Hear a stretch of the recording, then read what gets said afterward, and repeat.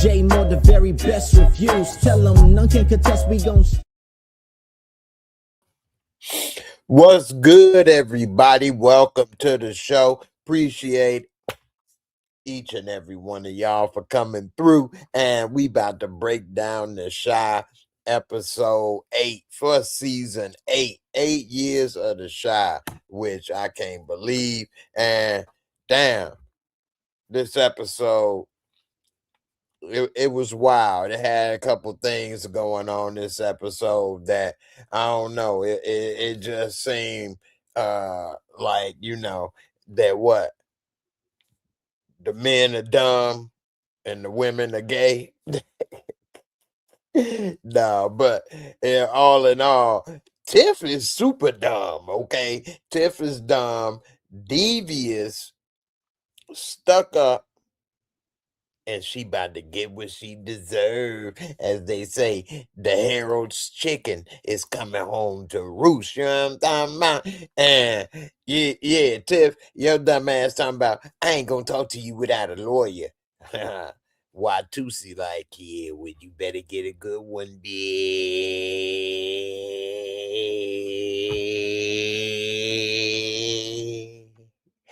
Anyway, Tiff is so stupid. She the one, the type of broad that luck up on a mansion that's paid for and millions and still trying to sell weed for $500.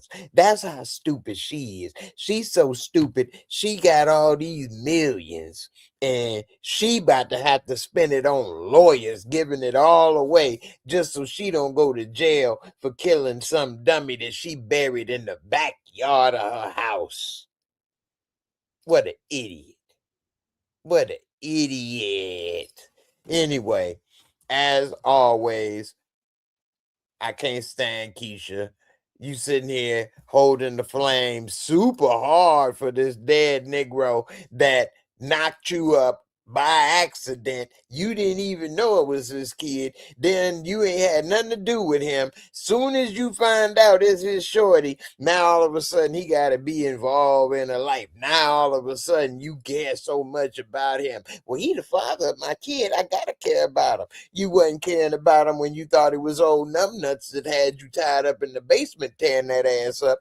He was the father. You ain't had to care about his ass. But now it's some dope dealing ass dude that you just gotta care about now, huh?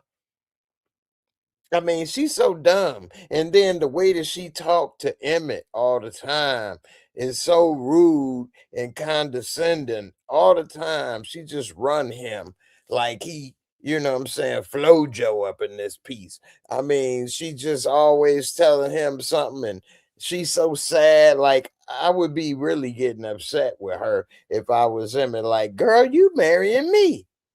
And you sitting there laying here so upset. You can't move, can't do this. You don't want to enjoy your own bachelorette party, this and that. I mean, if that's the case, why you ain't called the police on that little Negro? But you worried and you hurt so bad about Nuck no longer in this world, but you ain't gonna call the police and say, hey, such and such told me he done killed my baby daddy that I can't get over. Oh, but what? She don't want to snitch? Girl, you wasn't a part of this. You ain't had nothing to do with this. You ain't in the game. So if you was to call the police, technically she ain't snitching. I mean, y'all let me know in the comments. Put a S1 if you think she a snitch, if she'd call the police. And put a S2 if you think she not a snitch. I'm going to put a S2. I think she not a snitch. She ain't in the gang life. She ain't in the street life. She ain't had nothing to do with this. Yeah, he told her, but, that her baby daddy, she can't stop feeling so sad for. Anyway. Shout out to Jason Weaver doing a good job with the shorties. And also, they call him old man. What? I don't know, man. Maybe I'm a little biased. But Jason Weaver looked pretty good to me. He don't look like no old man. What are they talking? Old man. What? I guess that's what what? I can't believe it. It may actually be true, but Jason Weaver, 1 year younger than me. 1 year younger than me. I'm getting old. The rabbit's getting old, baby. Rabbit's getting old. Let me get to some of these comments. Shout out to everybody in the comments, man. Shout out to who else who's first in the building. I appreciate you for coming through, fam. As always, the support, and you've been holding it down for your boy for years. So I appreciate you, fam. Shout out to my girl Rashonda Greer, who been coming through supporting on the channel for years, enjoying coming through, having a few laughs, and I appreciate you, girl. I know my people that come through, and I definitely appreciate you.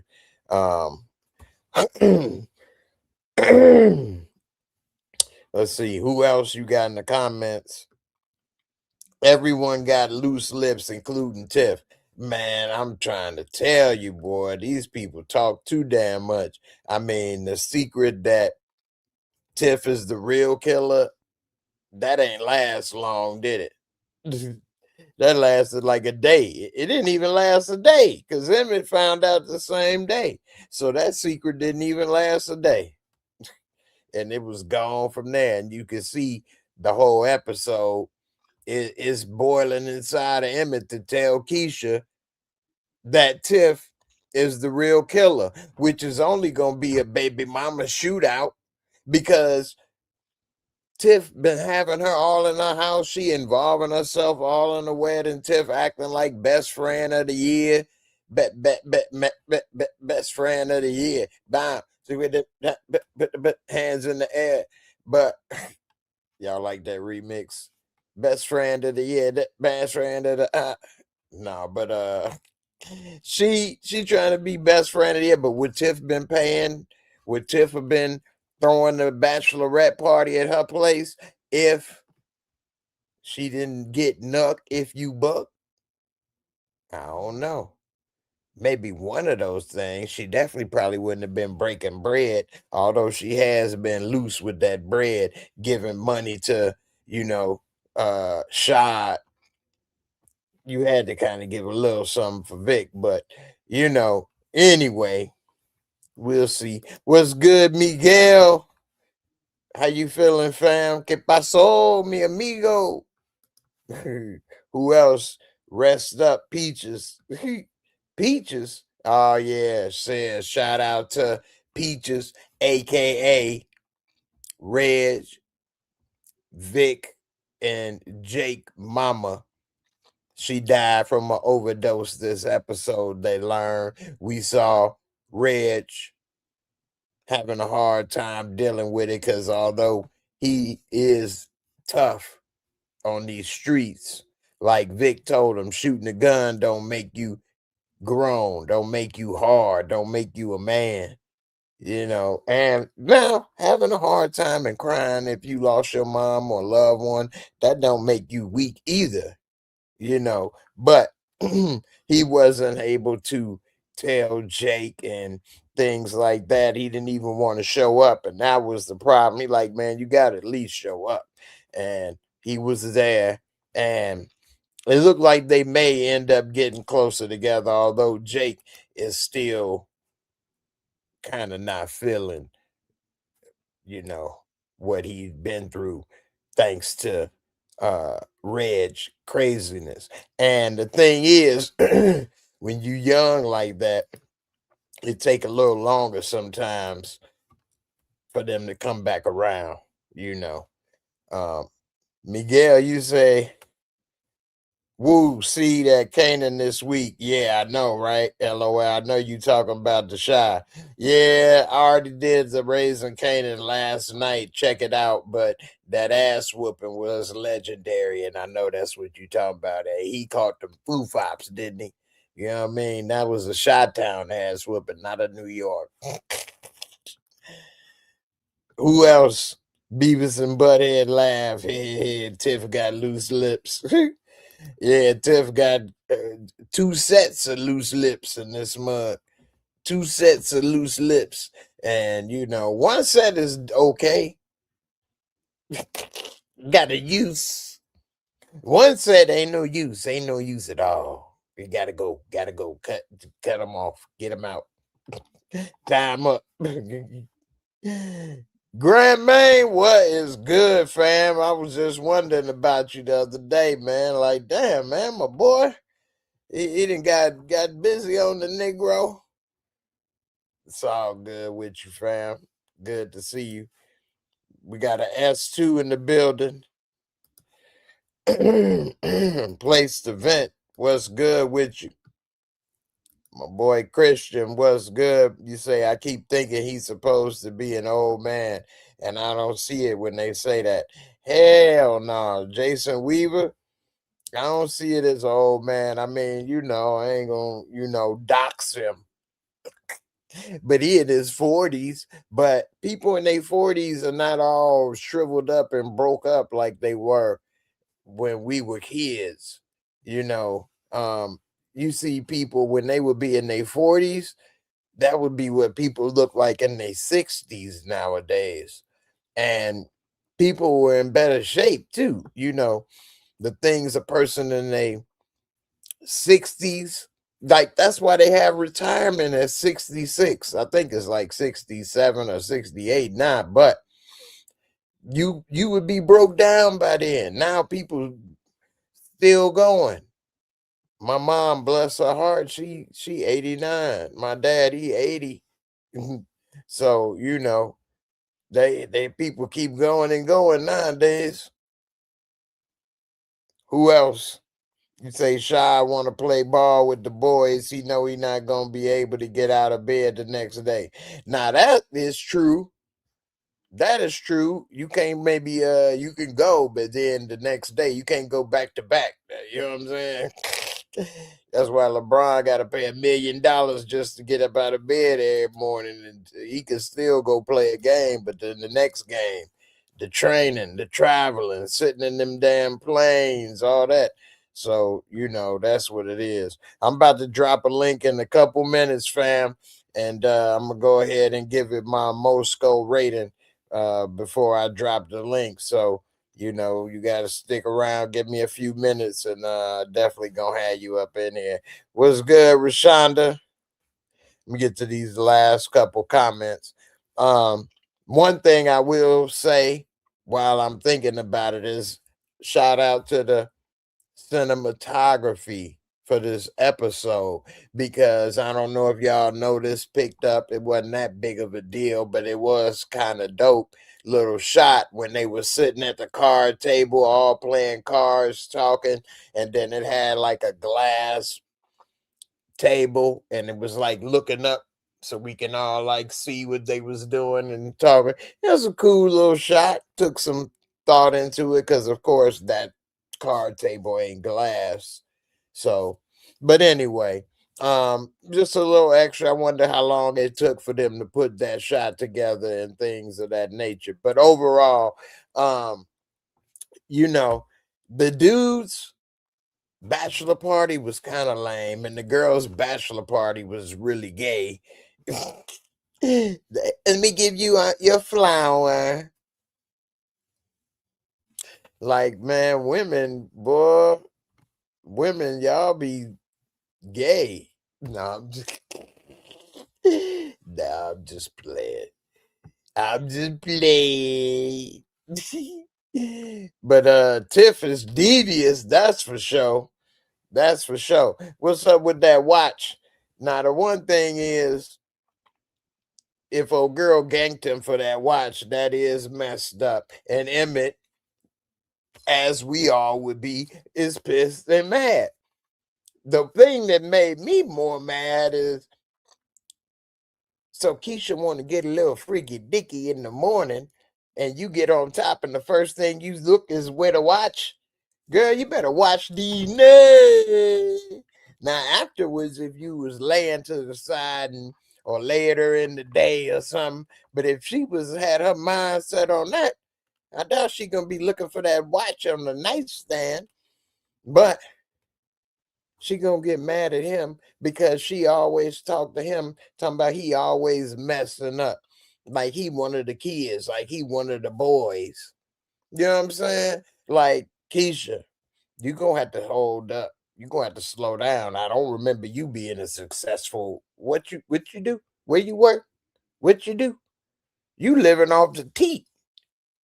You living off the teat. So hold up, slow down. You talk about messing up. Smokies is smoking pretty good up in here, ain't it? You got that 5-pack up in here. You need to chill, mama. Chill. Slow it down. Slow it down. Dial it back. You're gonna have to give me my respect where it's due now. You always cutting me out of decisions, inviting kids to stay. Don't ask, you doing this, slow down. You saying how the wedding gonna be, not be, I can't do this, whatever that.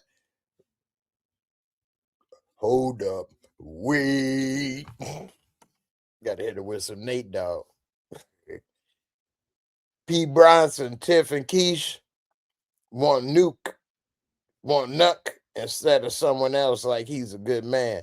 I know, right? And you know what, though?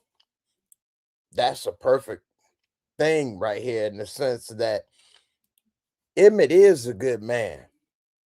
Emmett, he got a good job, this and that, but look how they treat him.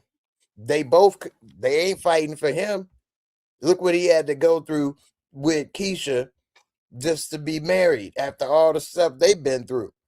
But no, they both giving up the draws. Keisha, she gave up the draws to Nuck so fast she didn't know if it was him or the grapefruit artist. You know what I'm saying? And what you call it? Tiff, she can't wait to give the draws up to this thug thizzle in the tub of joy. You know what I'm saying? Her damn baby daddy body barely cold in the ground. You know what I mean? And that's the problem. That's why women be talking about ain't no good men out there. Because all the women be going for the same guy out there in these streets. They all be wanting to have a little G unit up in their life. You know what I mean? And then be wondering why he disappeared. Could be in somebody's backyard. That's all I'm saying. You know what I mean? Nah. But they should be fighting over Emmett. And a guy like Nuck shouldn't even have a chance. Then they be wondering why they end up as baby mamas. Straight up.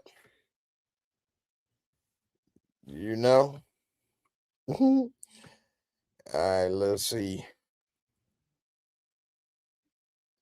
Some of these Emmett is a simp. Yvonne, why you say Emmett is a simp? I mean, hey, I think he has a lot of simp behavior moves. For one, the way, like I said, Keisha deal with him. He should have been put that foot down on a lot of that crap. And then, of course, you got simpish behavior. And I'm glad you kind of brought that up because when I watched this, it brought back something that I always thought, but it's never came in my life. And it's two things that always interest me.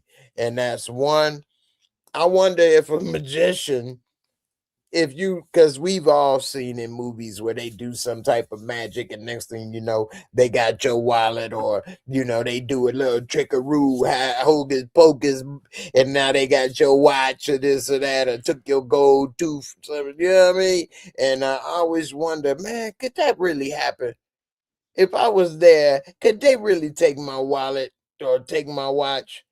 You know what I mean? Like, I wonder if that's real. Is it really real? Really, really real? And then the second one is, I know we all have seen in movies where it's some type of psychiatrist or some type of hypnotist or something, and they got a little dee dee dee dee, or they do a little whatever. You're getting sleepy and sleepy and quack like a duck.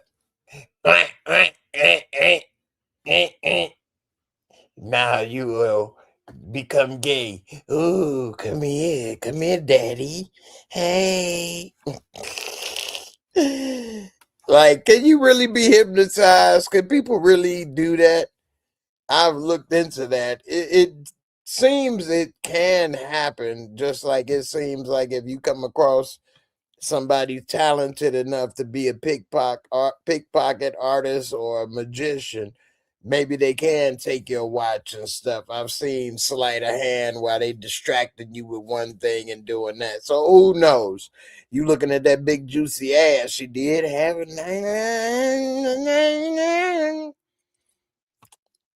Got him.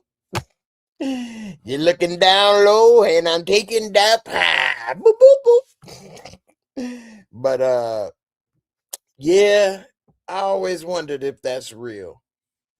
But the one thing I won't ever find out if it really is real on me is a hypnotist or psychiatrist with the little watch and all that type stuff.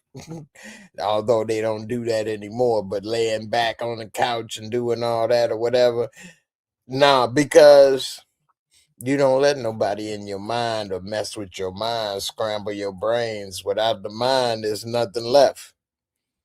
You can have the best body and be young or old or inch or whatever, but without that mind, you a vegetable. Straight up. G Man, you say Tiff got abandonment issues. Yeah, she definitely do, but also she don't think things through. For example, which is crazy to me because we saw the guys all talking about they want to have a life with get old or be with somebody and have it boring. And that's what Vic said. When like, dude, you sit with Tiff bored out of your minds at the table all damn day because she needs some protection. She don't want to be left or this or that. She making all these dumb bad decisions. And when he say something, she talking about, watch how you talk to me. You work for me. Girl, this money went to her head, which I guess it didn't take long. She only about 5'2", but it went through the roof. Girl, you don't own me. Talking about you, but you work for me, and you supposed to protect me, and this and that. Girl, if you don't get up out my face with that, because if I leave, you done for. If anything, you owe me. You need me. I don't need your. I can go get money anywhere. Your money. People. Some people think money. This money is the only money out there. Just like some people think this gun right here is the only gun out here that matters. I got this gun. Now, if you got me like this or something, you know what? That is the only one that matters. But if people out there running around with a gun, like, yeah, they sell a lot of them. It's a lot of them out there. It's coming back your way. Be careful. So, Tiff, she gonna have a rude awakening. She gonna go broke, be by herself, just have all kind of problems, be in jail. That'll be the end of it for real right there. Yvonne Bakari just snitched on Tiff. You think Tiff will kill Bakari before he go to Atlanta? Well, you probably wasn't here in the beginning when I had talked about that. But do you think that is snitching? I don't. Well, with Bakari, yes, that is kind of snitching on Tiff because they are kind of in it together. I was saying earlier about would it be snitching if Keisha was to call the cops on Bakari. I don't think that would have been snitching, although she would have had the wrong information. But based off what he told her out of his own mouth, that's all she could go on. Now, if Bakari, what he did, that's what you call dry snitching. That's the actual technical term because he didn't actually say Tiff killed Nuck. That would have been the pure snitching right there. He said, I don't know, go talk to his girl. Well, she say, well, who's the girl? And he say, go, it's Tiff. So he's trying to say, maybe she know more information than me, but I ain't do it.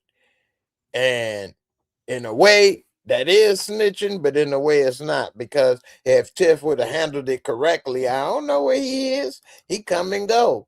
I ain't had nothing to do with it. You sure? Yeah, I'm sure.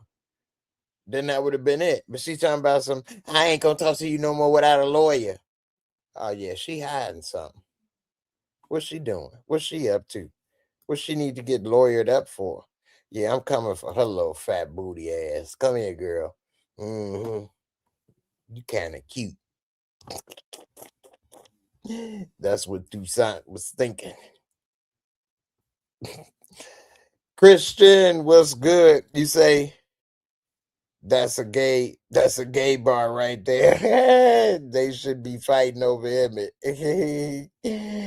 That's a gay bar right there. No, man, your ass can't hear. I'm talking about they should be fighting over Emmett, man. You crazy. I'm talking about Keisha and Tiff should be fighting over Emmett, having feelings over Emmett more so than over Nuck. I mean, I'm sure if something was to happen to Emmett, they'd be hurt, just like when he got shot. I mean, he paying and taking care of basically of their life. I guess you can go back to what Yvonne say, simping, but you know, he helping to take care of both of their kids, and he paying and supporting Keisha's life because Keisha don't bring no money in the house. Keisha don't bring nine nutter dollar in that boy. You know what I'm saying? So she should be kissing and licking all kind of things.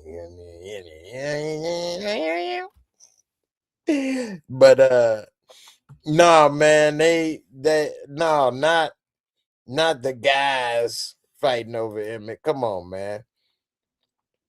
Ain't even talking about no fruit by the foot up in this piece.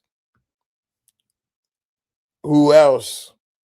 You say Magician Bay stealing Emmett watch is a reference to the movie Life, when Eddie Murphy family heirloom watch was stolen by Clarence Williams III in a cricket card game. I want my daddy watch. I want your daddy watch. Your daddy crooked ass watch. Who he steal it from? Hey man, don't be talking about my daddy, man. You can say whatever you want about me, but don't you be talking about my daddy. Nah, man. I don't know if it is a reference to that, but that was funny. That damn watch got them in trouble. Going through that man pockets looking for that watch. They, as soon as he just came out dying, they should have turned their ass around and left. Although he did get Martin's shirt, little daddy. Who else? You say at least Magician Bay stole Emmett watch and not his drawers. Keisha really would have been mad if came home without some drawers. Now that is true. And when if I was Keisha, but I guess Keisha probably heard of this before, I don't know. But I guess when he said he had a sexy magician and you coming home without a watch, I might have thought your drawers might have came off or something. Like, what you mean? She making all kind of things come up out you and disappear? What you mean, sexy magician? All I had was my girls giving me my flowers. What y'all doing? You was cheating already? I'm surprised she ain't think he cheated. G Main, you say AKA, you say abracadabra, nigga. Disappearing act. Give me the loot. Give me the loot. That ain't my daddy watch. At the end. Christian, here we go with that's a reference. Man, here you go, man.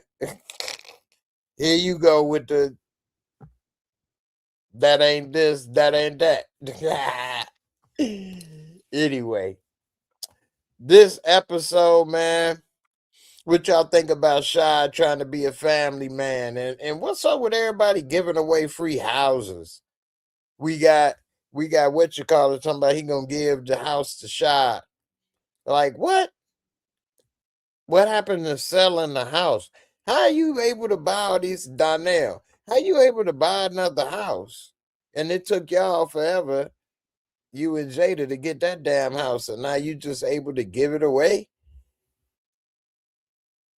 Just like it gave old girl that damn house. I just don't get it. Maybe I'm crazy. Maybe that's the new thing. Um, if it is, hit me up, DM, email, free houses, let a brother know. You know? Anyway, what else, man, going on, man? You think the brother's gonna be able to hold it together, or you think Reg's gonna mess it up? Because Reg girl, she did kind of give him good advice about, you want to be back in your brother's life, then you need to act right. You acting the fool. Well, I ain't got to do that. Okay, well, they ain't got to talk to your ass. So you can sit here pouting, lip on the floor. He like, me. She gave him a little kiss. It's okay, babies. It's okay, baby. So I don't know. We'll see. Yeah, I think they got a chance to start holding it together. And then, of course, that's when something gonna happen to Reg, and it'll be it'll be just like that. Or even worse, what if something happened to Jake? That'll really mess up Reg and Vic, which would be a sad way to end the show.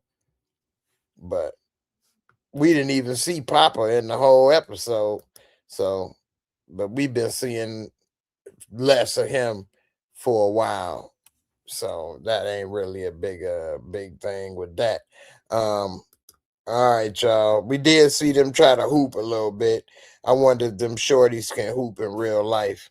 That would be interesting to know. But it did come out that Shad might get him a legit job as what? Like a basketball coach, as a rec league coach. But you know what? That's a good counseling job. You know what I'm saying? That's something good for him, you know. Good start for him. Turn over a fresh leaf and do better with himself, you know. And you say Papa OD. We did see, which I don't know, man. This is kind of, I don't know what these YNs out here doing, but we did see Jake and what you call it. What's his name? Anyway, they were smoking the blunt, and then he put his arm around Jake, I guess, in the way to be like, I'm here for you, brother. While they was smoking, because his mama died, and he had his arm around him while he was like this. And it's all right, bro. I got you, man.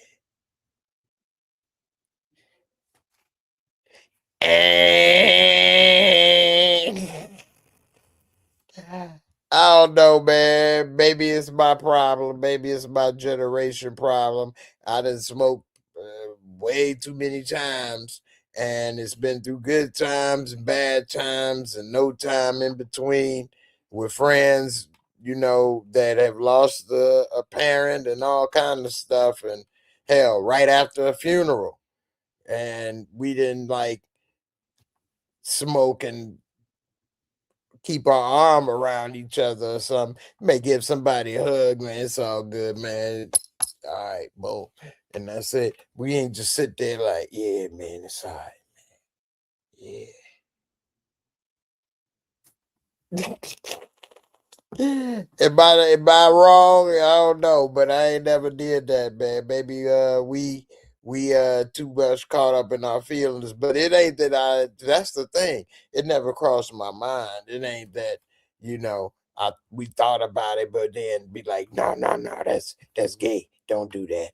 I would have. But I ain't know, man. I thought that might, it thought it might make you feel weird. Like, no, that never crossed my mind. Anyway, they killed Papa off camera. They didn't took him out of the game. He gonna be the next wanted poster. They gonna put him instead of putting. They gonna put him on the box of, on the milk carton and on the box of cereal. He couldn't fit on just one.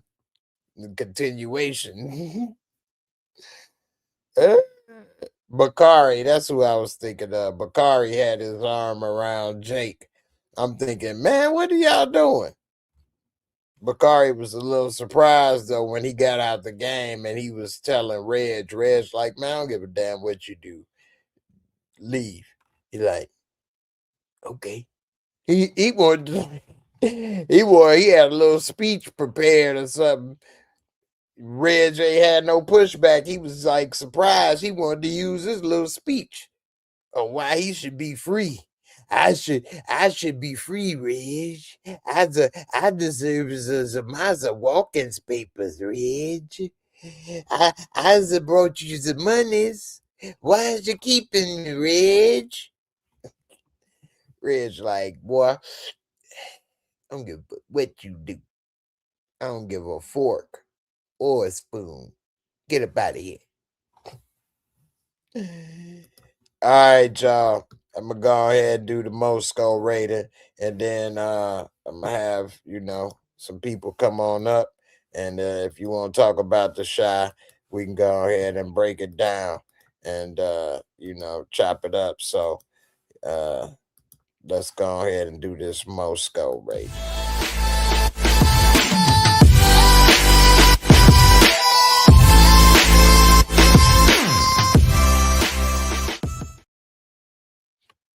Now, as many of you know, the Moorescore rating, real simple, 4 categories, 25 points each, give you a top score of 100. Let's get into it. The first one is the visuals, the cinematography, and of course, they always do a modern job with the modern cameras is made to look in the modern day. They use a lot of modern shots. This episode, they did use that unique shot when they were all playing cards. Also, it was just a little interesting how they tried to show the emotion with Reg and some of the brothers and things. So I'll give it a 23 out of 25 for the visuals. Next, for this episode, the storyline and plot, it was pretty good. We see the reaction and the emotion from Reg and the brothers learning that their moms died. We now learn that Tiff basically is digging herself a hole in the rose garden, and she a goofy.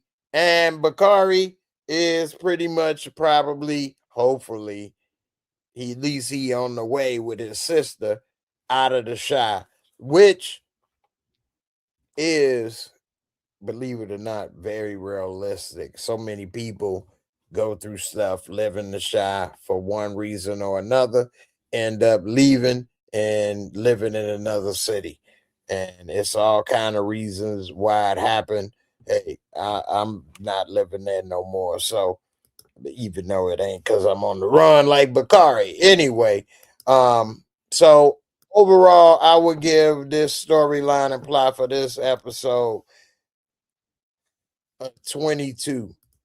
And let's see, special effect, makeup, costume, nothing really special or out of the ordinary. They all use current clothing. I'm gonna give it a 20. And let's see, last but not least, the entertainment and fun factor. I'm gonna give it, I'll give it a 20. It was a good episode. I wouldn't say it was one of the best episodes the Shy put forward, but it was good. And so I give it a 20, which brings it to an 85 on the Moorescore, which would be like an 8.5. I always give a 0.5 margin. So if you think it could have been a 90 or a 9, so be it. And if you think it was only a 80, a B, I could see that. I see who else put in there 100. I don't know if it was a perfect episode like that, if it was one of the greatest. But it was good. All right, I got a couple guests ready to come up on here. Before I do, Christian, you say you're not homophobic, but I didn't like Jake and Bakari holding hands and making out. Making out. They didn't make out. But it ain't even about homophobic. It's not realistic, in my opinion, as a smoker. But I could be wrong. Maybe these young smokers out here, they hold hands. I don't know. G man, young smokers hold hands and put their arm around each other. Shit, these new age kids be doing all that little goof ass shit, man. You know how the new kids be giving it up, bro. These kids out here, man, they weird as hell. They painting their fingernails, painting their toenails, wearing toe rings, ankle bracelets. These little motherfuckers, but they with all that little funny shit. Got a pocketbook purse bag with a motherfucking 30-round clip in that bitch with a motherfucking button on that motherfucker. They finna shoot the whole goddamn establishment up with one trigger pull. Oh no! They do be like, I got this stick with the dick on it. Like I got, like they ain't never thought of naming my gun like that. I got the dick on the stick. What the hell?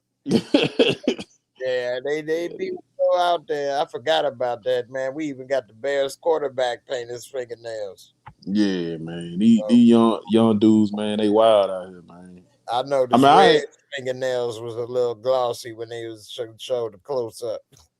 I don't mind like if you get like a Manny and Petty, but if you start putting like paint on your shit, like different colors on your shit, nah, that's some different shit, bro. I don't know what's up with that. I know that's right. What up, Damian Kenny? What's good, fam? Hey, what's up? What's up, man? What you think about this episode with the shot? I said it was 100 because it had so many varying things in it. You know what I'm saying? The brothers dealing with the loss of their mother. All of a sudden, like I was just commenting with Yvonne, when you an addict, you always an addict. You got every situation in life leads you back to one thing. The one thing you not trying to be involved with again. If you happy, what you want to do? If you sad, what you want to do? If you angry, what you want to do? If you bored, what you want to do? That's how she relapsed. That's why she kept going away, because she knew she couldn't hold herself. But if she would have stayed around her boys, she probably would have stayed clean though. That's pretty crazy. No, because she bought in the second season. She bought some stuff from Reggie's crew when he told them not to sell her anything. Yeah, damn, what happened to Jay? He done fell off. And out again, he tested his mouth super sensitive, and they knock him off the broadcast. He'll be back. But I only say that though because it seemed like Vic had such a strong influence on the family to kind of do the right thing. He knows they all into some shit, which I think Vic's influence kind of helped Jake kind of stay out of the streets. But Reg was a lost cause from jump, bro. Yeah, but Reg didn't want Jake in the streets either. Remember when it started? Nah, bro. After Reg died and came back, that wasn't his sentiment though. I'm going off like what we recently know of Reg, because I mean I didn't really see that recently, but when he first came back home, it seemed like he was trying to push him to be in the streets. But it might have been a situation where he was just trying to get his money together, and he was using Jake to get his money He together. didn't have nobody else. Remember, Hey he was Yeah, man, the in with Big power Mike. just went Big out in Mike my was his house. right hand, but he yeah. went back for Big Hey, Mike. hold on for a second. Big Mike was the Hold only on, dude he y'all. could trust. Hold The only on, person he had man. was Jake. Hold on, man. Hold up. But Hold up. in the Hold up. And what happened? beginning, he This didn't want nigga. Jake. Hey man, I've been saying hold up. Can y'all hear me? I can hear you. Can you? Okay. He was going on and on about Big Mike. All right. Hey man, the power just went out Can in you my hear me? house. Damn, for real.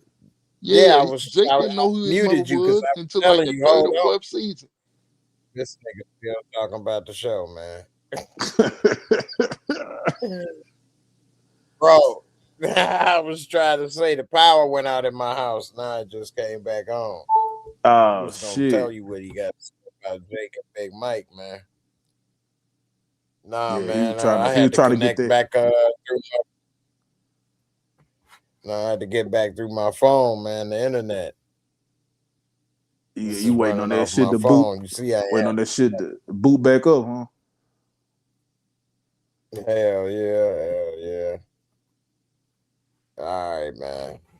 I was just letting y'all know what happened, man. I was about to say if it wasn't coming back on, we wasn't gonna be able to keep it going. But it looked I like it's already know. everything booting back up. No. Hear him. That man probably still talking and didn't even know you. It was, man. That ain't, your ass ain't hear what I said, did you? Damien Kennedy, you ain't hear what I said? This nigga can't hear. He Damien! probably can't hear you. No, Damien. he can't hear. That's what I'm saying. I'm not in the YouTube chat. If you're in the YouTube chat, somebody needs to type mug on there. I wouldn't if No, it ain't about. anybody can hear us. If I can Can you hear hear me? Jay. I can hear Jay and you, Damien, but I think you can't hear Jay. no, I can't hear. Yeah, you might just hit the refresh Okay. button. Just hit the refresh button, and it'll bump you out and bring you back up. Yeah. Yeah. All right, I knew something had to be going on because I'm like, this dude ain't he wasn't trying to hear it, but I knew it may have been something up because I I be know forgetting he StreamYard. I be forgetting StreamYard is janky like that, bro. Like, yeah. They say everybody they can hear all three. All right, you can hear me. Okay, I can hear you now. I had to reboot, like you said. I had see, to now I refresh. can't hear Damien. That's crazy, bro. Gonna be doing musical chairs in this Get motherfucker. out of here. Because I can hear his ass now. Your ass can't Yeah, hear. and now I can't hear him. You Yeah, gonna try one I can hear. more time? I can hear. I'm gonna refresh. Hold on. All right. Yeah. Dang, man, it was getting good. I'm gonna let y'all say what y'all want to say, but we may not be able to go as long as we can because I it can hear is the. bad weather out here. Oh, okay. All But right, I can hear y'all now. I had to refresh. all right. But Do what I you was hear saying, everybody? is I gave it 100 because of the different stories and how everything was unfolding. It was just refreshing for Yeah, me to see all those different aspects of it, and it coming full circle. That's why I gave it yeah, 100. it was good. Yeah, Hey, yeah, I feel you. I give Lena Waithe some credit for this season because she's grounding the story a little bit more than she has in previous seasons. Like in previous seasons, I feel like the story was kind of wrapped around Duda and the shit he was doing, but it didn't feel grounded enough. It felt like they were just trying to make Duda this villain of some sorts, you know? And it felt artificial in a sense. With Nook, it felt like it was it felt genuine for one, and then like just the way that they're kind of wrapping the story up now, it seemed like they doing a real good job on the writing. Hmm. You think Tiff gonna end up dead or in jail or free? That grand main talk. I come in. She might go to jail because I didn't watch all this episode because I ain't gonna lie, Jay. This Damn. episode started off. It started off Was you decent, able right? to hear me? No, my thing messing up over here. Can you hear me?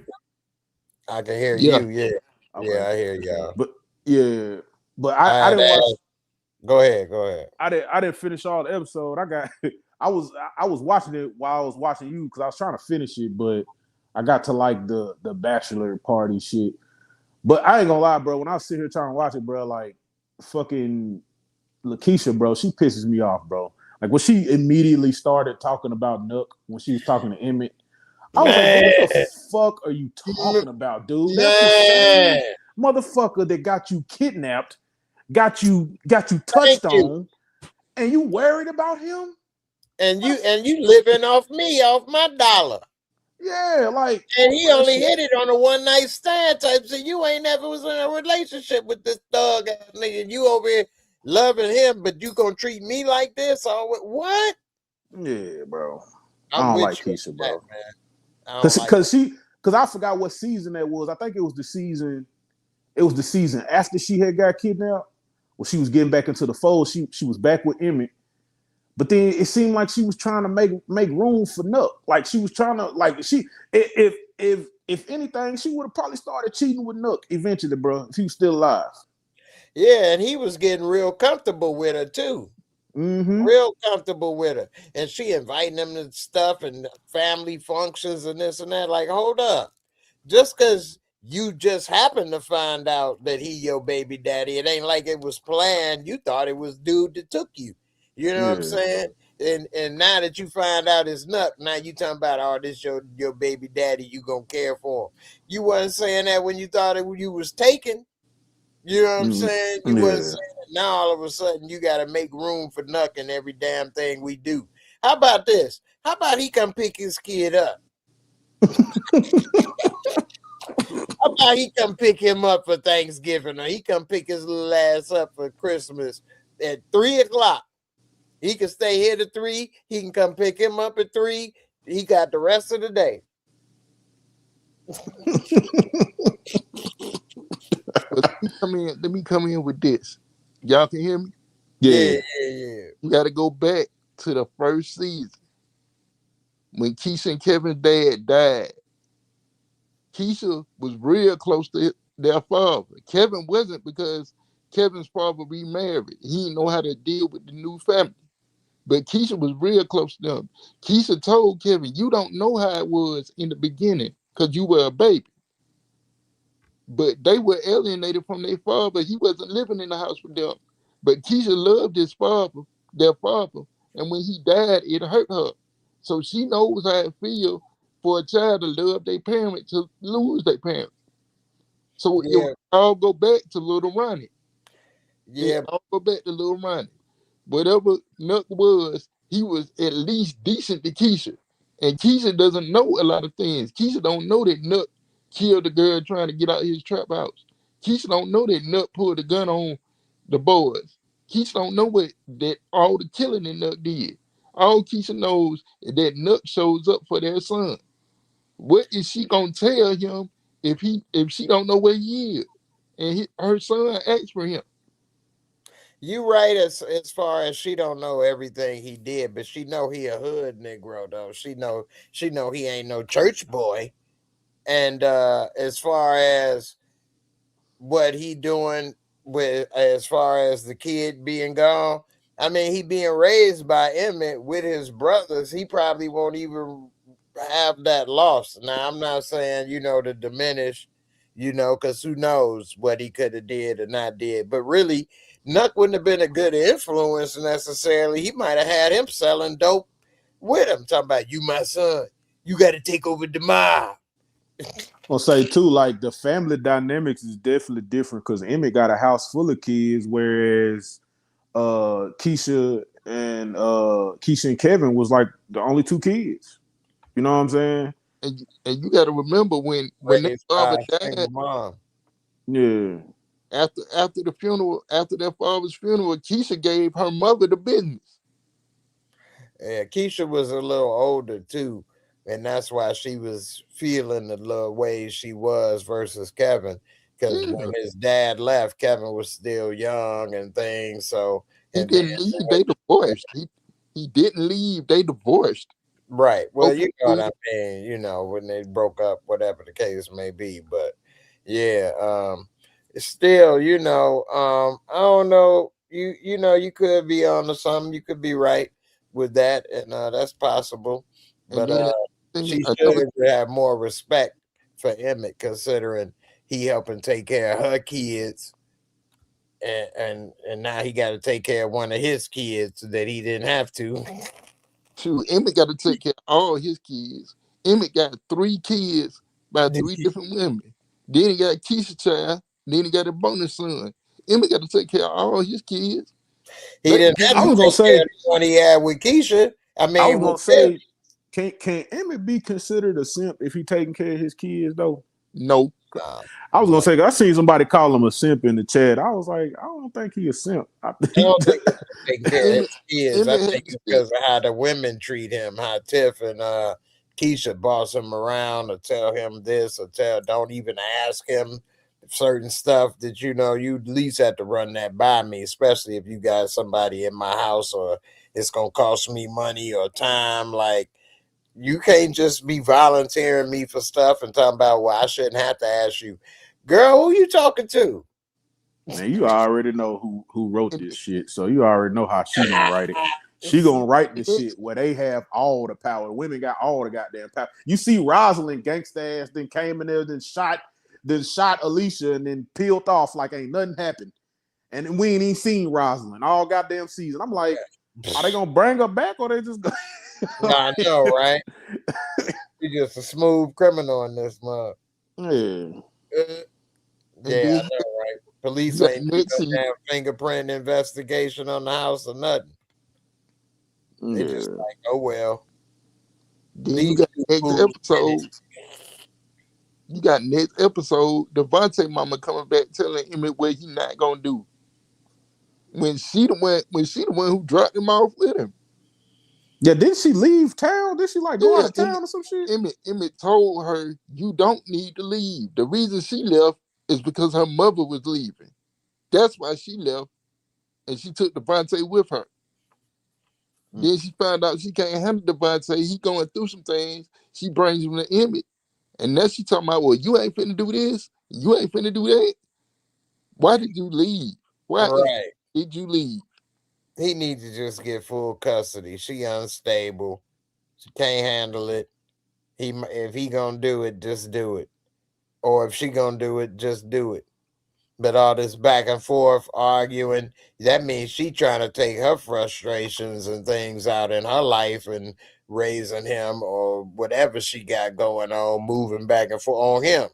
Like, nah, don't bring your drama into my life because then I'm going to be stressed. And who helps me with my stress? My woman, my wife. So now you trying to stress out my household. Like you ain't about to be doing that. You ain't playing them games and trying to make us miserable because you miserable. You I ain't mad gonna because lie. being married and doing our thing and you struggling on your own. Thought you were so strong and independent. Well, that nigga need to invest in a polyamorous marriage, nigga, or something, He nigga. was already He need to he have was multiple Emmett wives, nigga, fifth. because I get what y'all saying is like getting bossed around and shit like that, but the way that I would be thinking about it as a man is like, nigga, I didn't lay it down with these women, unprotected, had all these goddamn kids. They probably assumed some control over my life, nigga. I'm not gonna lie. I They mean, he probably, could get Tiff and Keisha, yeah, like, oh, yeah. especially if he tell Tiff, hey, look, we about to do this polyamorous thing and we gonna use that money in that house we moving in. Otherwise, I'm gonna have to let it be known that you the one that took him out. Checkmate. I get her ass. But see, We finna move in your house. they was You can already doing pull up that. the Tiffany Big house with Murray. all our bags and shit. The kids like we I moving know. in, He and gonna we be all like, getting hey, married tomorrow. for real. He gonna be like, hey, can that hot tub fit 3? we go we gonna have a wedding here, the reception here, and the honeymoon here.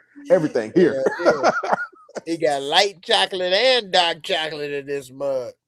Yeah, man. Hey, and man, the sad part is he got her by blackmail though. But he actually already got a kid with her and had her before. But still, if he don't feel bad about that, then hey, go for it. Yeah. If he don't have a conscience or a heart, go for it. Hey, Vic could really be heartbroken. And it's hard for Tiffany.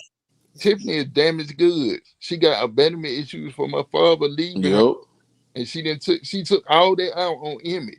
That's the reason they didn't make it. That's the reason she left Emmett. Because Emmett cheated on her. It disappointed her. It made her feel exactly the way her father made her feel, emotionally abandoned. Yeah, and when she kind of described that too. I forgot who she was talking. I can't remember if she was talking to Nook. She was talking to somebody when she was describing. I was like, damn, man, her mama, yeah. She was pretty much saying anybody who would fill that void, she would just lean on them. I was like, damn, so you was just hopping dick to dick. God damn. What the He was trying to lean with it, rock with it, lean with it, rock with it in this bud. So started, they were bailed out of high school. Yeah, that's a fact. Peach was still in high school. I don't know if Emmett even went to school. He was dropping out. And I don't know what Tiff was doing. She could be the same thing.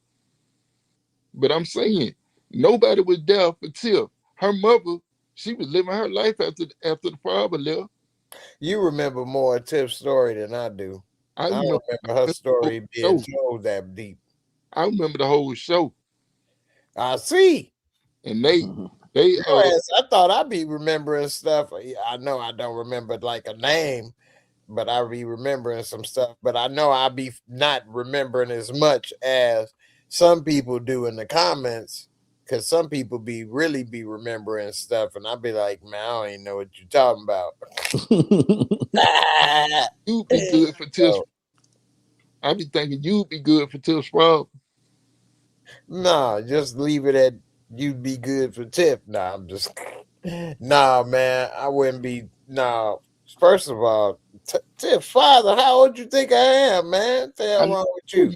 But yet and still, they could write you in as a little younger. They can put some gray in my beard. They could write you in as a little younger, a little older. Hey, girl, I had you when I was 16. But everybody know who you are from the neighborhood. But Tiff knows who you are. You come back on the slide because the grandmother is taking care of EJ. Look at him writing the part for me. Boy, go on with your bad self, man. I like that. The reason Tiff even finds out that you back in town is because she come to see her mother and you taking care of EJ. Man, I need to work with you on writing some original material with me. Got these type of ideas. I ain't gonna write that man whole script for the show. I know, right? This show over with. Yeah. This was dead unless we make a spinoff. No, I think they are. I think that's what they're trying to go for, even though they haven't really said nothing. But I think the response might be good from them to probably go with the spinoff. I just don't know what it'll be about, though. They're gonna follow Bakari to Atlanta. That would be good, though. That would be a good show. Start off selling books on the side. Won't buy my book. It's about my life in Chicago. They gonna turn that nigga into Tariq, nigga. He gonna start selling drugs out his book, nigga. Real. But see, go ahead. They have so many people that they could write the spinoff on. So many people left town, you could reconnect them and everything. Yeah, nah, definitely. It's space for it. You gotta work. Yeah, maybe Red. They could definitely go. They could definitely go see what Kev was doing in California. See what their mama was doing and shit. You know what I'm saying? Their mama had was their mama still with the girl she was with? Because I can't remember. No, I knew they broke up. Portia, who knows? They supposed to be riding around the bit with. But shit. You know Nina loose booty anyway. She with this woman. She with this woman. She been with women. Oh yeah, nah, that's a fact. Salute to you, Jimmy Bird. Salute. Now, here's the question that people put up there, but they don't. I look at it differently from a male point of view. Now, Christian put it this way. He said, Emmett is at work, so he's not really taking care of anybody. Keisha, the one with him. Well, I look at it as he actually really is taking care of them because she wouldn't be able to sit in the house for free. It wouldn't be food to feed nobody for free. It ain't no cable or no internet to use for free. So if he wasn't at work, he the only one that worked. How you gonna have something? And he about to franchise Smokies. I Right. think if he does franchise Smokies, bro, they do have to make they do gotta make a Equal. spinoff. Yeah, Call it they gotta smoke.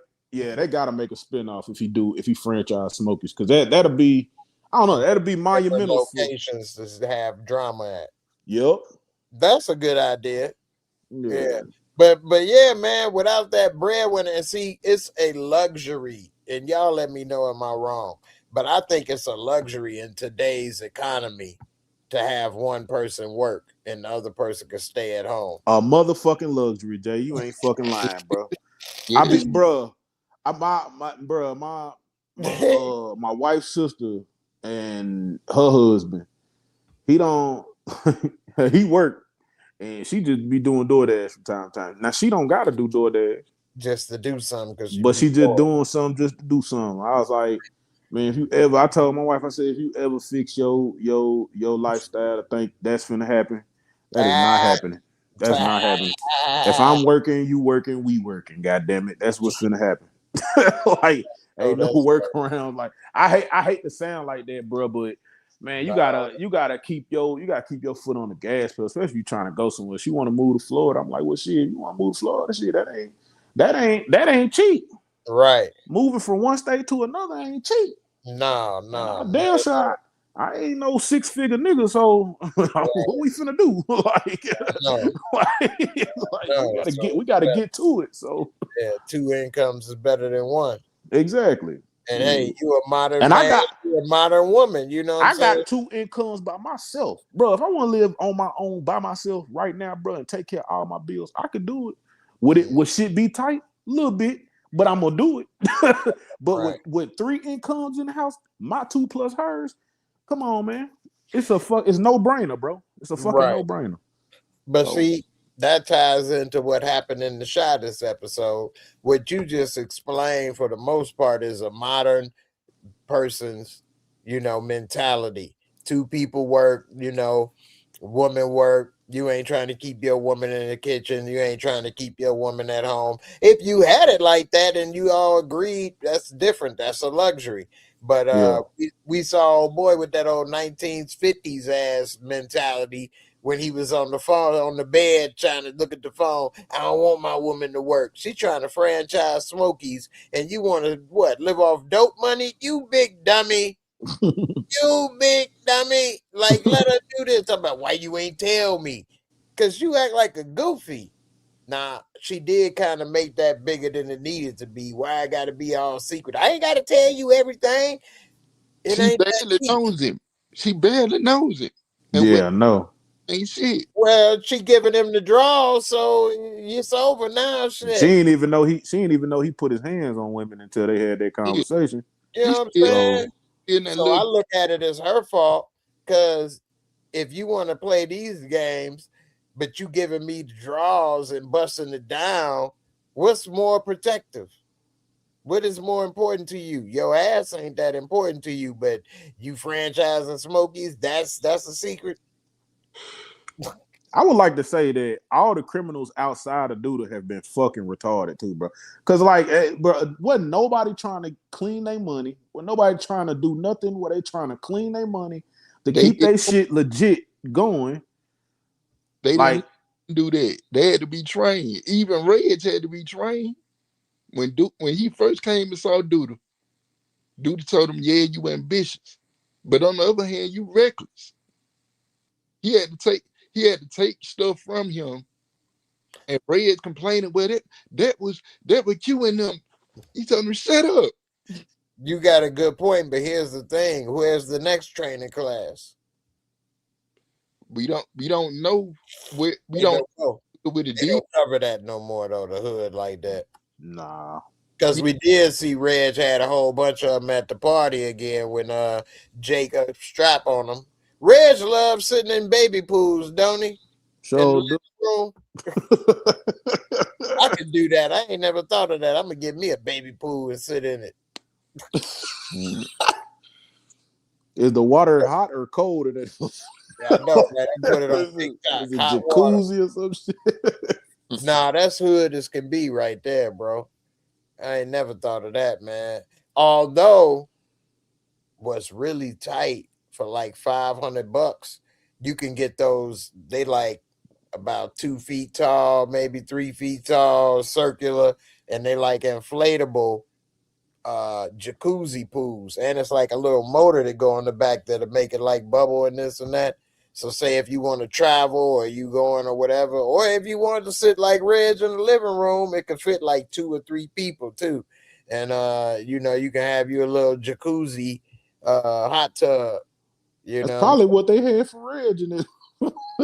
I never looked at the damn Dollar General to me. Hey, I didn't look at the foundation of the pool. I was like, damn. I was like, how is this nigga in some water again? What is he they took buckets of water in that mug and they didn't use water on it. They took bowls, cereal bowls, and then the mug and filled it up. was sitting in a mop bucket, nigga. We just got this oversized right? Mop bucket for you, Reg. Here you go. Mop buckets of water. Yeah, they didn't rinse it out either. That's all right. Didn't get diluted. Nah, yeah, man. no. That thing I'm talking about is the side walls. You can sit on them, like it's that strong. Like once it's inflated, yeah, you can sit on the side walls. They like super thick. But yeah, man. Shout out to Jimmy Bird. He said Tiff fine, but I won't miss her on me. I don't. What you mean? You wouldn't mess with? I mean, here's the thing. Tiff is a fine little tenderoni, but if I didn't know anything about her and you meet her at a bar or a club, you probably would holler.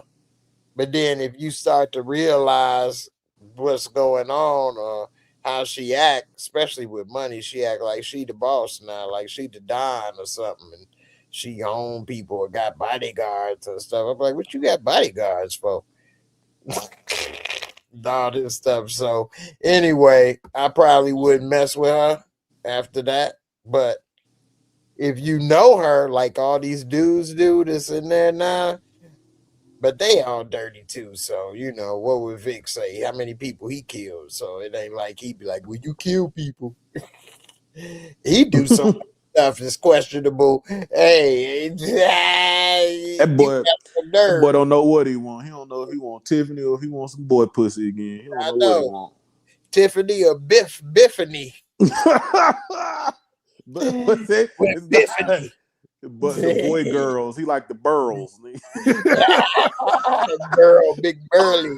He don't want no girlies. He wants some burlies. Where the burlies? That boy funny though. Man. What I'm thinking, somebody gonna take the fall for her, because even if Keisha finds out, she might be upset, but she gonna think Tiffany got kids. She got 2 kids. What's gonna happen to them? They ain't gonna be in my house. Right. Yeah. Vic gonna think the same thing. What's gonna happen to the kids? No way. Emmett gonna think the same thing. I ain't want that dude around nowhere. I ain't trust him nowhere. I can't let Tiffany go to jail. Yeah, that's true though. So the next thing is gonna be Keisha, whatever she decides. Yeah, it'll be interesting.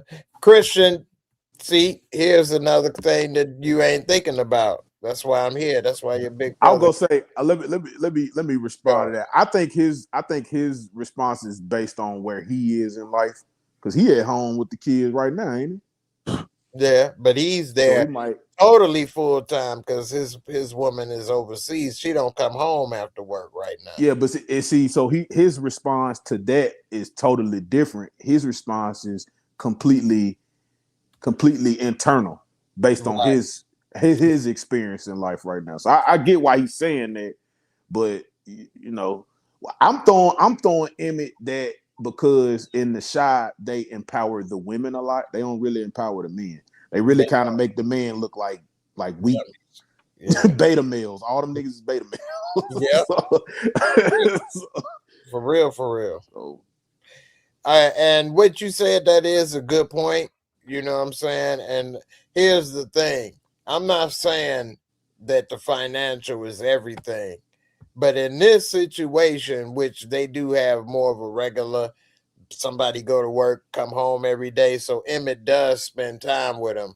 But that's like saying, because she spent about as much time as what? A teacher at school. So that's like saying your school or teachers, you know, what? Raise your they're kids. raising your kids because Yeah. they with your In a way, kids it majority of is the day. true. Yeah, that is true though. Yeah, It is true because of you spending time, but you still have an influence as well. But time, we in a fight for time with our kids. You know what I'm saying? Because if you got to go to work, how you gonna spend that much time with your kids? This is something we all have had to go through at some point. You know what I'm saying? If you have that's the kids, sacrifice of being a parent, bro.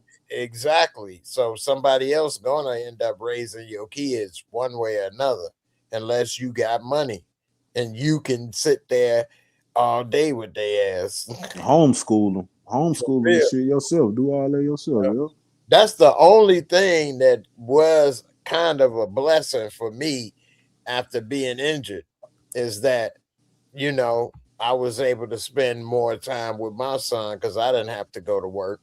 He was 7. And so now I'm not working. I spend more time. He'd leave, I'd be there. He'd come home, I'd be there. I help him with the homework, make sure he do all right. And I don't know how that's going to, help out in the long run, but so far he seemed all right. At least he ain't out there, selling drugs or robbing or stealing. Although the drug game is different than that crack era. That crack era was really short-lived if you look at it now. They had a good 10, 15-year run, 20 at best, from 80 to 2000. Of course, it's a couple years maybe before or after, but for the most part, that was just beginning. It was dying off, and it seemed that Yeah, all they was still hitting Quaaludes in the late 70s. you know what I mean. But now it seemed that the pharmaceutical industry is taking all that crack money that was out in them streets, because all the drugs people use now, one way or another, damn near coming from the pharmaceutical companies, Yep. except for what? Cocaine based. Yep. Yeah. All these Shit. pills and stuff, even Opioids. All them opioids, bro. yeah, opioids, they like, nah, they ain't about to get all this dope money. We got the country hooked on street drugs, and then we switched the drugs on them. And now we get the money. And everybody that did get money, we took them to jail, took their money, seized their property and assets. Maybe a few slipped through the cracks, but none of them got to keep it. And either they dead in jail, and we took all the money back. Them niggas took all that money, invested it in the big pharma, bro. Yeah. They took all the drug money from off the streets and just put it back into the pills, bro. Yeah. That's all they did. Cause now motherfuckers like they can go get. I remember during that time when Oxycontins and Lortabs and Xanax bars and all that shit was hot when it first hit. Boy, I used to hear about motherfuckers being fucked up all day, every day. Like, man, what you done did, man? I got these Oxycontin 20s, man. These motherfuckers be having me fucked up. Like, bro, you just popping pills like it's regular, bro. Yeah, people was driving to Florida and stuff to get that stuff, and they going to different pharmacies or whatever, or different doctors, and getting prescriptions and all that, and getting it filled. That's before they was entering in a computer or whatever. I first got kind of put onto that when I was first moved here, and I came across this one white girl that lived in my apartment complex but she was hood. She had kids by black dudes or whatever, so she thought she was, a black girl or whatever to a certain extent. But anyway, she would have me taking her to this damn pharmacy, the doctor's office, and it'd be like a line of people waiting in the doctor getting the doctor. I'm like, man, what kind of doctor is this? And she's like, no, I gotta go. I'm gonna wait in line. It moved fast. I'm like, what? I'm like, what kind of doctor's office late at night at 8 o'clock at night is open with a line around the building of people and it moved fast and you can't wait to get a damn prescription? Like, I never was in a hurry to go to the doctor. Yeah. Let alone 8 o'clock at night standing in the corner on the side of the building. Oh my gosh. Hold on. Then we slowly started to learn. The dude ended up on the damn news for all of the stuff he was doing. Ended up going to jail, losing his damn medical license. He lost his medical license and everything over that, but it was on the news and everything. But yeah. Yeah, cause back in the day, bro, you did them script, like to get a script filled, bro, you just had to have that paperwork, bro. All you needed was that little paper. And you can get somebody to fill in, you can get anybody to fill in that fucking paper and go back to the doctor. She used to pay her rent selling them damn scripts. Yeah. And then they got it in so many ways. Like people was on, if you on heroin, they give you what, Suboxone or some Suboxones or Klonopins, yep. All that stuff. She'd sell all that stuff. People buying and trading this. It was a whole black market of all that. I'm like, girl, she didn't even work. I met her at a gas station, this Walmart gas station, and it just so happened she lived in the same apartment. I'm like, hey, don't you live? And they had just opened, but then they closed, and she ain't never have another job. I ain't never here with another job again. She just can't pass a piss test. Boy, you ain't lying. But yeah, man, she there. She actually eventually ended up on heroin, and she used to have black girl. That shit is a gateway too, man. That shit a gateway. Them pills a gateway to the hardcore shit, bro. They ain't yeah, because eventually she couldn't get the script no more.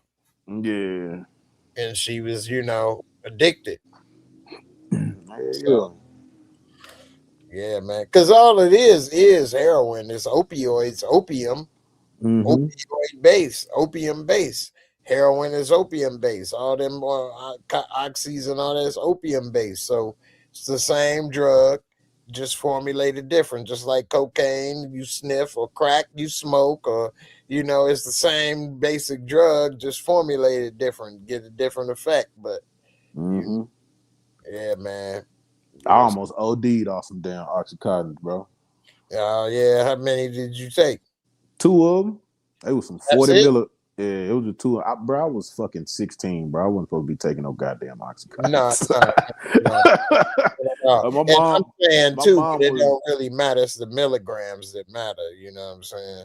Yeah, my mom, she was definitely foreseeing the situation, because like I had left school early that day. I threw up like 2-3 times when I was at school. I popped them when I was at school. Oh wow! And cause my homeboy, he gave them. How old are you now? 37. Oh, so 16. So this is what, 20 years ago? About 21 years ago, yep. 21 years ago, yep. Oxycontin was 21. That's about when I was learning it with the old girl. The white, 21 years ago. 15 years ago is when I was injured. Now that's crazy to me. Dang. I can't believe that. Damn is right. So I be thinking about that, like, damn. But what really got me off pills and shit though is because my boy, man, one of my boys, man, he passed away since, but he used to pop ecstasy pills, and I used to tell this motherfucker, I was like, bro, you got to be careful with that shit, bro, because you don't know who pill pressing out here. And this was before pill pressing was even serious, but I knew about pill pressing at this point, because this is after the Oxycontin charades and all that bullshit. And like, because it's so easy to do. Yeah, it's easy to sell people some fuck shit. And this is Yeah, before yeah. fentanyl. This is before all that shit. But I knew that people were pill pressing, and some people were saying they were pressing and putting like rat poison in them pills. So I stopped taking them. My boy, he used to take these ecstasy pills, and I used to ask him, like, bro, who are you getting your shit from? Like, I would ask him because I need to know the motherfucker to reference, cross-reference to make sure that motherfucker actually getting some legit shit. He ain't going to buying some shit and pressing it. All in all, what came out of that situation was my homeboy passed away. He passed away like years later after that. I found out that he was taking some bad shit, bro. And the dude who was buying it from, like, it wasn't like we was gonna ever catch up to him or ever that shit was gonna happen because I didn't really know him. That's why I was asking him, because I was like, bro, who you getting your shit from? Like, so I can know, you know what I'm saying? In case something happens to you, at least somebody can do something. Exactly. And when he passed, I got up with his sister and told her about it and all that shit. She was like, she already knew. She just wasn't fucking with that shit. But yeah, man, like apparently when I talked to his parents said the doctor said he had a hole in his heart. And I was like, how the fuck you get a hole in his heart? And they were saying because it was because of the bad ecstasy pills he was taking. What? I was like, God damn, bro. And how old was he? Cortez was 30. Nah, he wasn't 30. Cortez was in his 20s, bro. What? Yeah, he was definitely in his 20s, bro. See, that's the thing with us growing up, at least in my little neighborhood, black people, my little group. And I didn't know nobody in my little age group, but that did drugs like, heroin or coke or pills or none of that. People sold it, but I didn't know any of them to use it. If they did, they kept it a secret. It wasn't nothing nobody knew about. They was sneaking or something. But the thing is though that we saw fiends all the time back in the days walking around and stuff. So, but I always would be scared of doing something that could either one, of course, kill me right away, and then two, like hook me, like take me away from anything. I don't want to do nothing but that. I don't want none of that. I don't even want no cootie cat. That all I want to do is hit it. Like that's dangerous. You know what I'm saying? Anything that all I want to do is that's dangerous. Smoking weed is bad enough. You know what I'm saying? Liquor is bad enough. And but at least it's only so much of that you can do. And you either gonna go to sleep or throw up and go to sleep. Either one.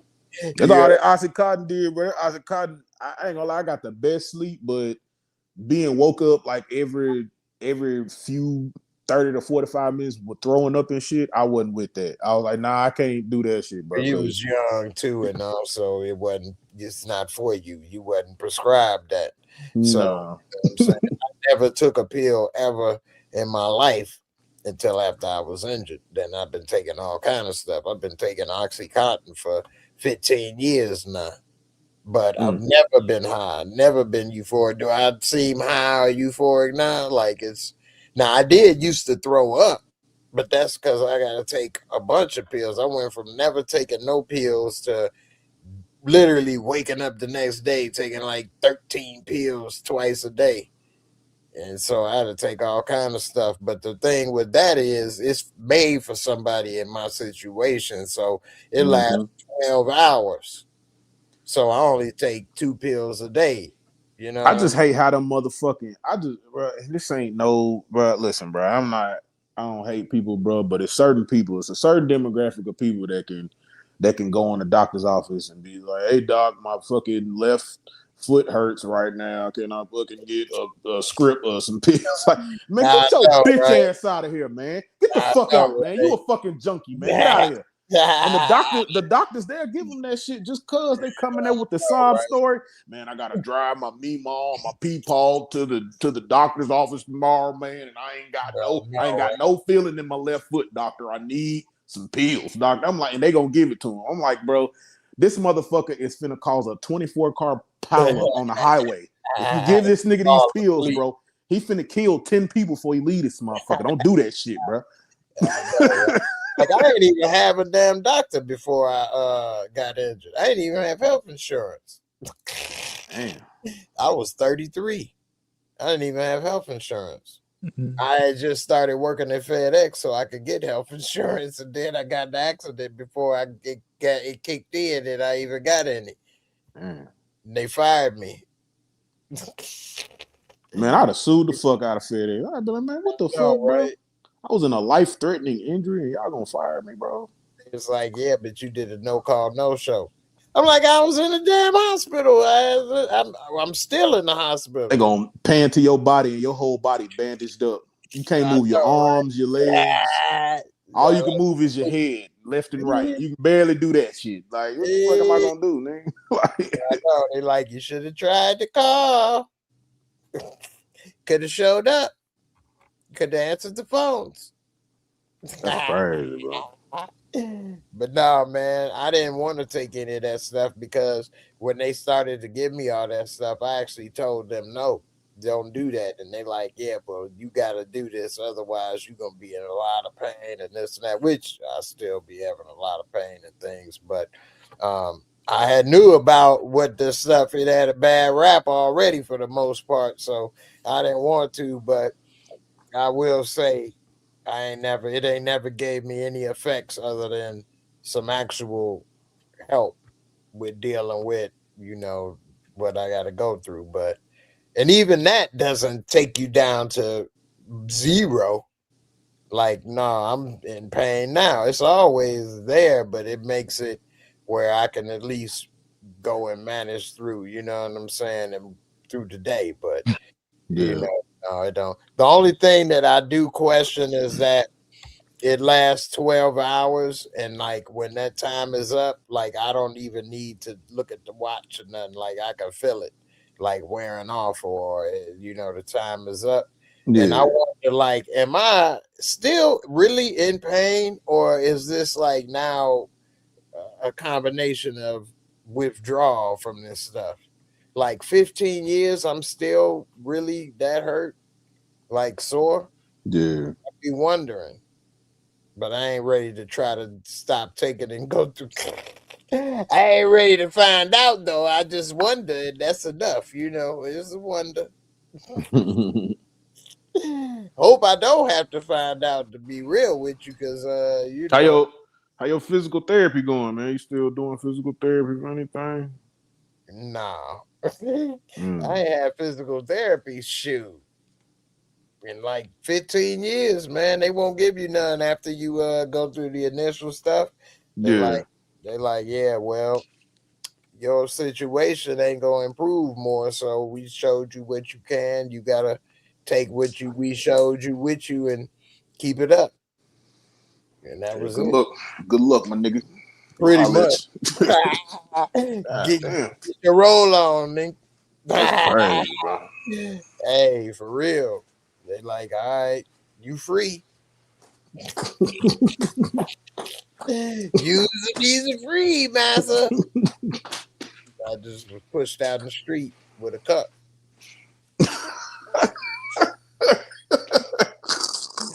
I passed training.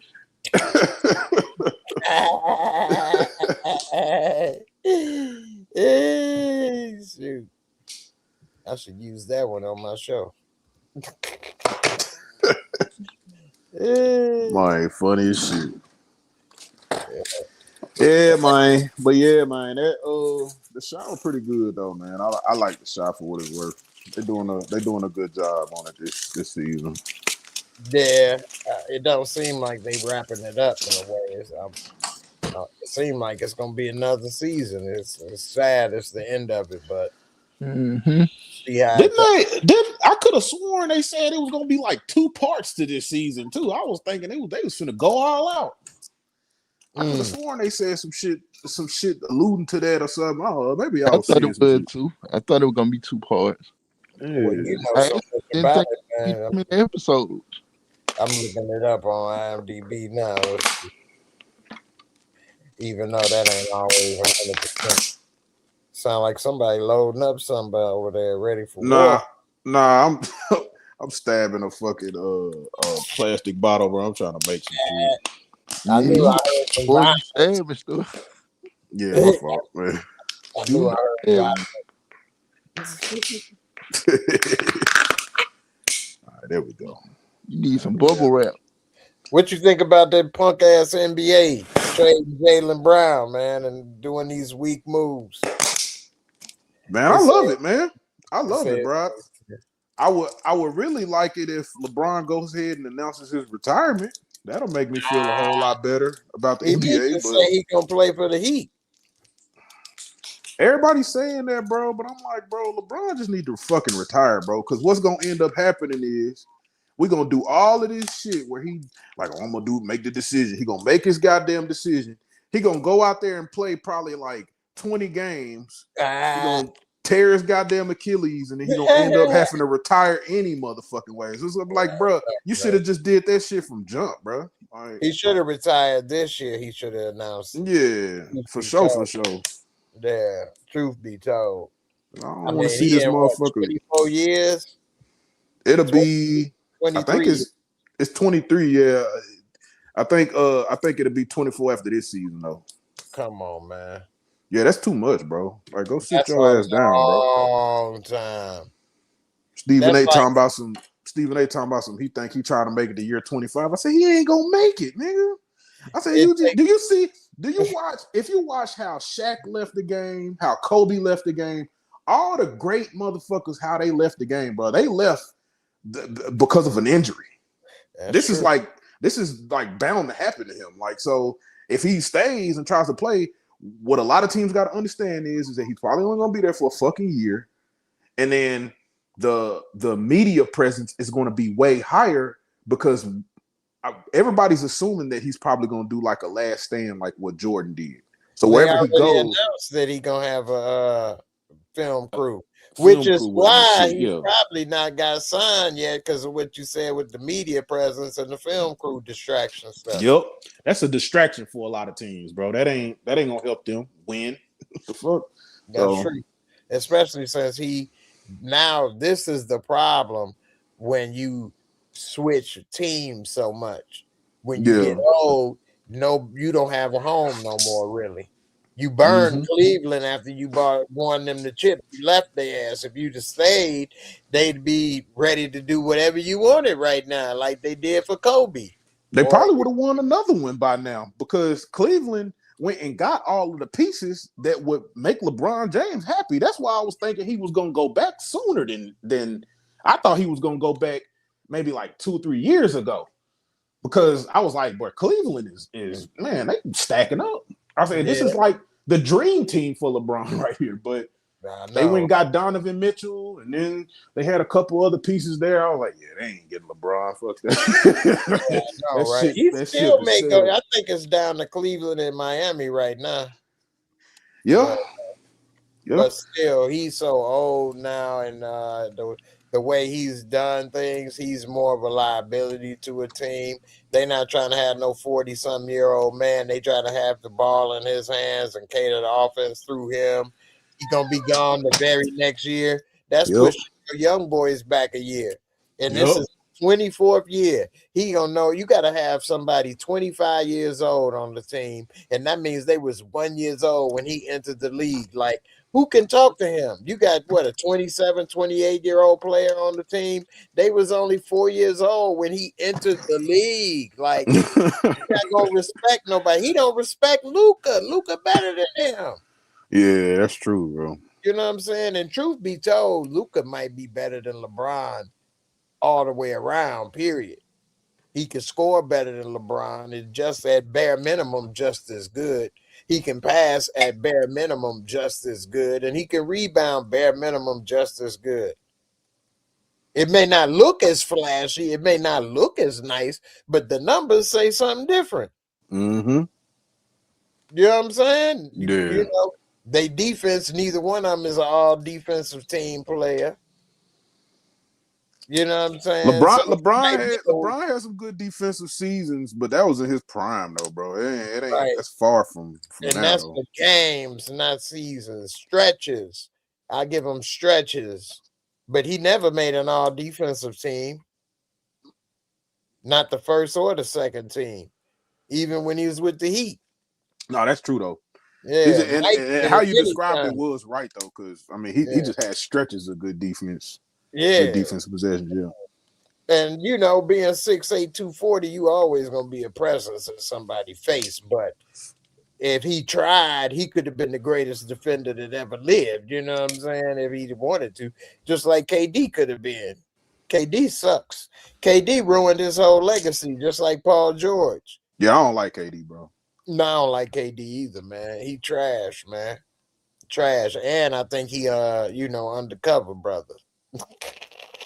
Hey, we don't see him with no women, bro. That's a good point. Never. And he be hella sassy when he be responding to men. Yes. I be like, bro, why you talk to men like that, bro? Yes. And he be up here all on Twitter and stuff, arguing with dudes and creating fake accounts and arguing with dudes. Like, dude, if I was KD with hundreds of millions and I ain't on Twitter now doing that. So how could I be doing that? You know how many moves in life and things I'd be doing better than that? Yeah. Like, because just to think, you don't do that, I don't do that, and we ain't nowhere near no KD. So yeah, I mean, I got a life though too. So. See what I mean? And you ain't nowhere near. Imagine if you had $100 million. You talking about you got a life now. What would you be doing? I would be fucking around if I had $100 million, but not that type of fucking around. I wouldn't care at that For point. real, man. Who you sit there worry about Twitter and with somebody? Man, come on, man. Come on with the jokes.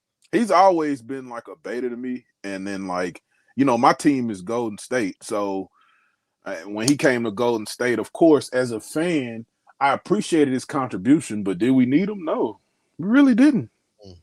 It was just nice to have him. You know what I'm saying? Like he just complimented us so well to the point where we got 2 rings out of it, but I don't know. They would have got him anyway. Because Harrison Barnes, he was about to be that 20-point per game scorer anyway, as he proved when he went to Sacramento and everywhere else after that for the next 4 years. So, and he was with them when they won 73 games.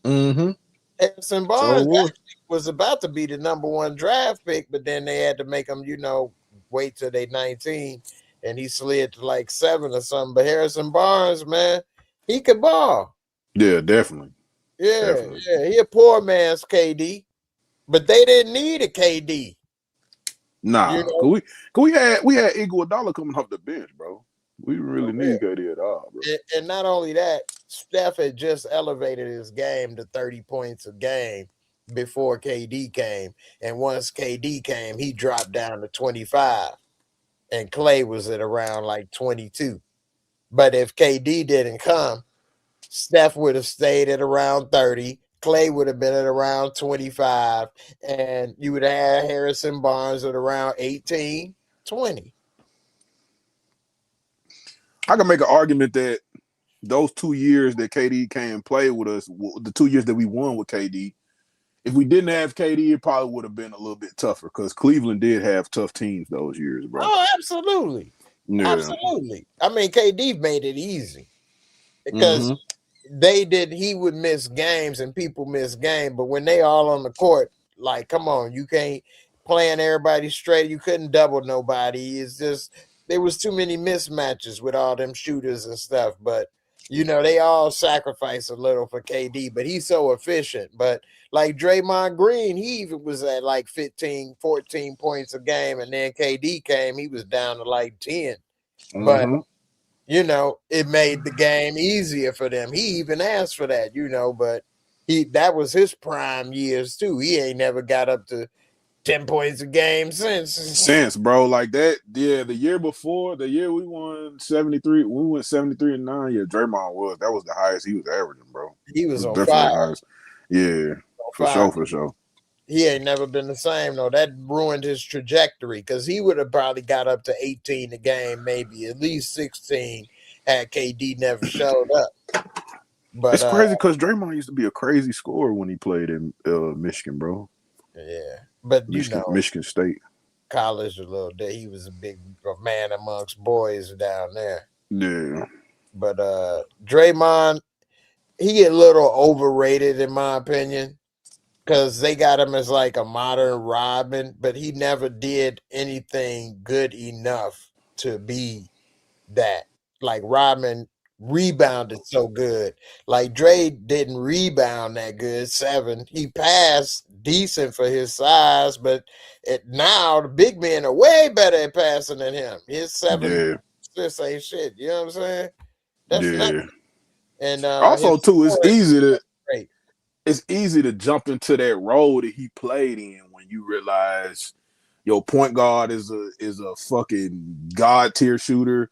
Your shooting Right, guard, he dribbling the ball 11 times and scoring 70 points. Like, right. yeah, bro, like it ain't really much you can do with that, bro. Like, I mean, you have to kind of fit the role because you want these two dudes to stay hot every night.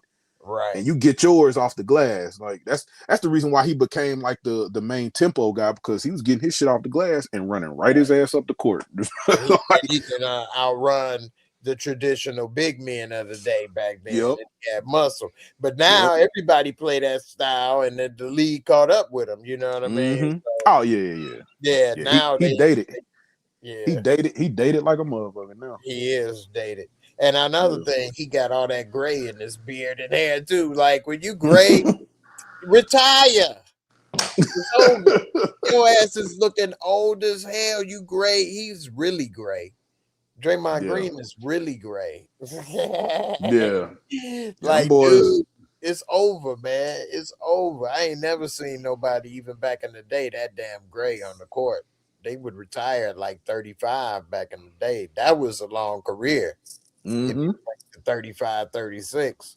Yeah, I think shit. Jordan played like 13 seasons minus his. It would have been 15 if he didn't sit out, but I mean, shit, he played them 13 seasons, and Jordan didn't look bad at all when he was playing in the Wizards jersey. Like, hell no, hell but no.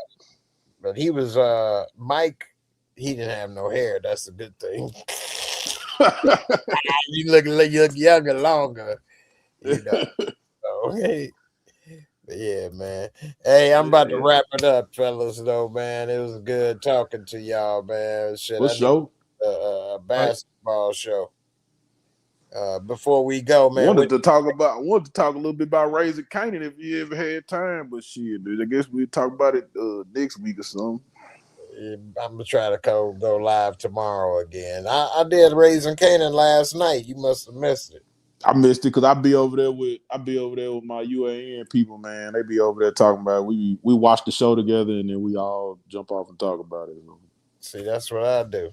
Yeah. I ain't doing it as much because everybody been dipping off, man. You didn't, you know what I'm saying? Forgot about your boy, but it's all good. Nah, I ain't forget about you, man.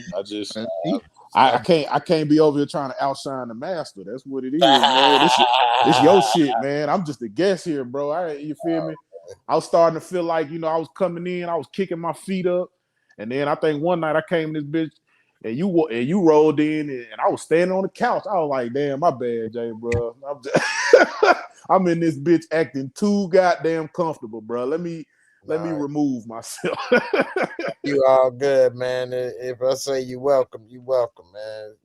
You know, long as you clean up after yourself. If you was making a mess on the couch, that's different. You know what I mean? Doing the Rick James over here with your dirty feet in there, you know. Yeah, it was getting to that point. I'm about to say, fuck your couch, nigga. Oh man, come on, Rick. Gonna have to call you Grand James in this. Grand James. No. Yeah. Are you all good, man? For sure. Check in with your boy. It's all good. I need to do another sports thing and a game thing because this Grand Theft Auto I want to talk about too. They talking about they ain't gonna release it on disc, which if they do that, that could be another major blow for the industry because that means they're gonna put out of business all the game stops, and basically that's a bad thing because then they'll lock in all the games as digital only, which means they can't go on sale. You can't buy them used. You can't trade with friends. You know why I'm not. I've been seeing a lot of people like mad about that, raging about that, but bro, like ever since COVID, bro, I've been kind of used to that shit. Like That's I their kind of plan. That's yeah, one of the like plans of COVID. I like and even with the music, this happened way before COVID, but the music industry had already adopted that. That's true. You know what That I'm they put saying? Like record stores out of business, though. I used to like tw- going to record stores and having some collections, but I did too. The Phonolux that's downtown Nashville, bro. I used to go down there, pull up all the time and go look at like different album covers or get an album or some shit. But I ain't gonna lie, bro. The get new them way CDs for in the shop. the new way for music now is a lot of people are going back and they're getting vinyls now for music. Yeah, I But saw that. so like, you know, if you really are a music collector, then go buy the fucking Yeah, vinyls, bro, because they re-releasing them on vinyls and you're gonna get better sound quality. Because when you hear that shit on the vinyl, you're gonna be like, damn, bro, I didn't think I now I hear every drum in this motherfucker. I ain't even I that's didn't know true. that shit happened. So Yeah, with the gaming industry, it's kind of like a catch-22 because a lot of these people that are mad about that in the gaming industry, some of these people they are collectors. Some of these people are not even really gamers. So the preservation of the game and shit, it's not what they really upset about. It's more so about just Sony being anti-consumer, which Sony's been anti-consumer since this PS5 has dropped, bro. It ain't nothing. that's the problem, though. Yeah, it is a problem, but And they I also be deleting games that you thought you had digitally, and then they delete it out your library and stuff. It's been people. So if you don't have a physical copy, they can just you don't really have nothing. That's back to that you own nothing and be happy philosophy. And, yeah, and and yeah, I, they prepping people for that up in this piece with that. And I get what you're saying, and I'm not gonna sit here and say I don't agree. I don't totally agree, but like I stopped buying. I said around probably COVID 2020, I stopped buying 2K, and I yeah, just get a digital because yep, after every year you don't play it again no more, no way. exactly. That's the reason Yeah, why I stopped buying 2Ks yeah, physical, bro. Because I I wouldn't did play them too. no more. Although I'm glad I do have a couple of them over here because they is like collector edition. The Kobe collector edition came with like a poster and cards and stuff. Yep, But for the yep, most part, that ain't really the game, though. You know what I'm saying? And yeah, the games they ain't no good. Madden, all them sports games is trash after 1 year. They're just 1 year games. But yeah. other Those are the stuff, games. Those are the games that depreciate over time. Like hell yeah. they don't hold no value. So Nah, if it was a $5. situation, if it was a situation in the game industry where they was just doing that with like those major titles, I wouldn't even be upset because there's certain games Right, like right, single player right. games that come out that you like, damn, bro, we might not get another one of these games. Like say for instance the Wolverine game or Grand Theft Auto. Let's just say Grand Theft Right, Auto. Grand Theft Auto don't come out every year, bro.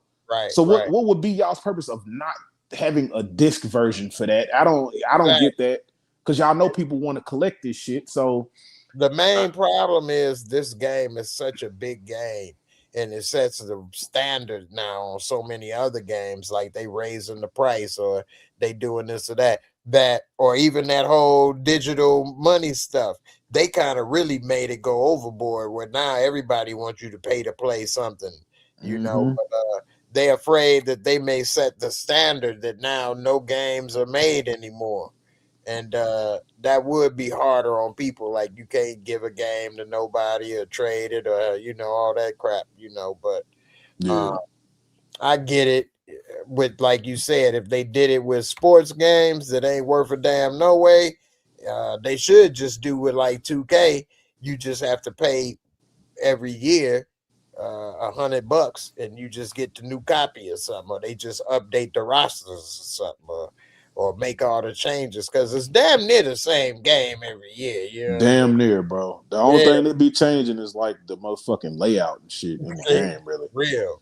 You You might have know, you might spawn in a different area. You might spawn in my career. You might spawn in fucking park or some shit. But don't Mhm. nobody give a fuck about running around in no fucking park in a basketball game. It's retarded, bro. It's the dumbest shit ever.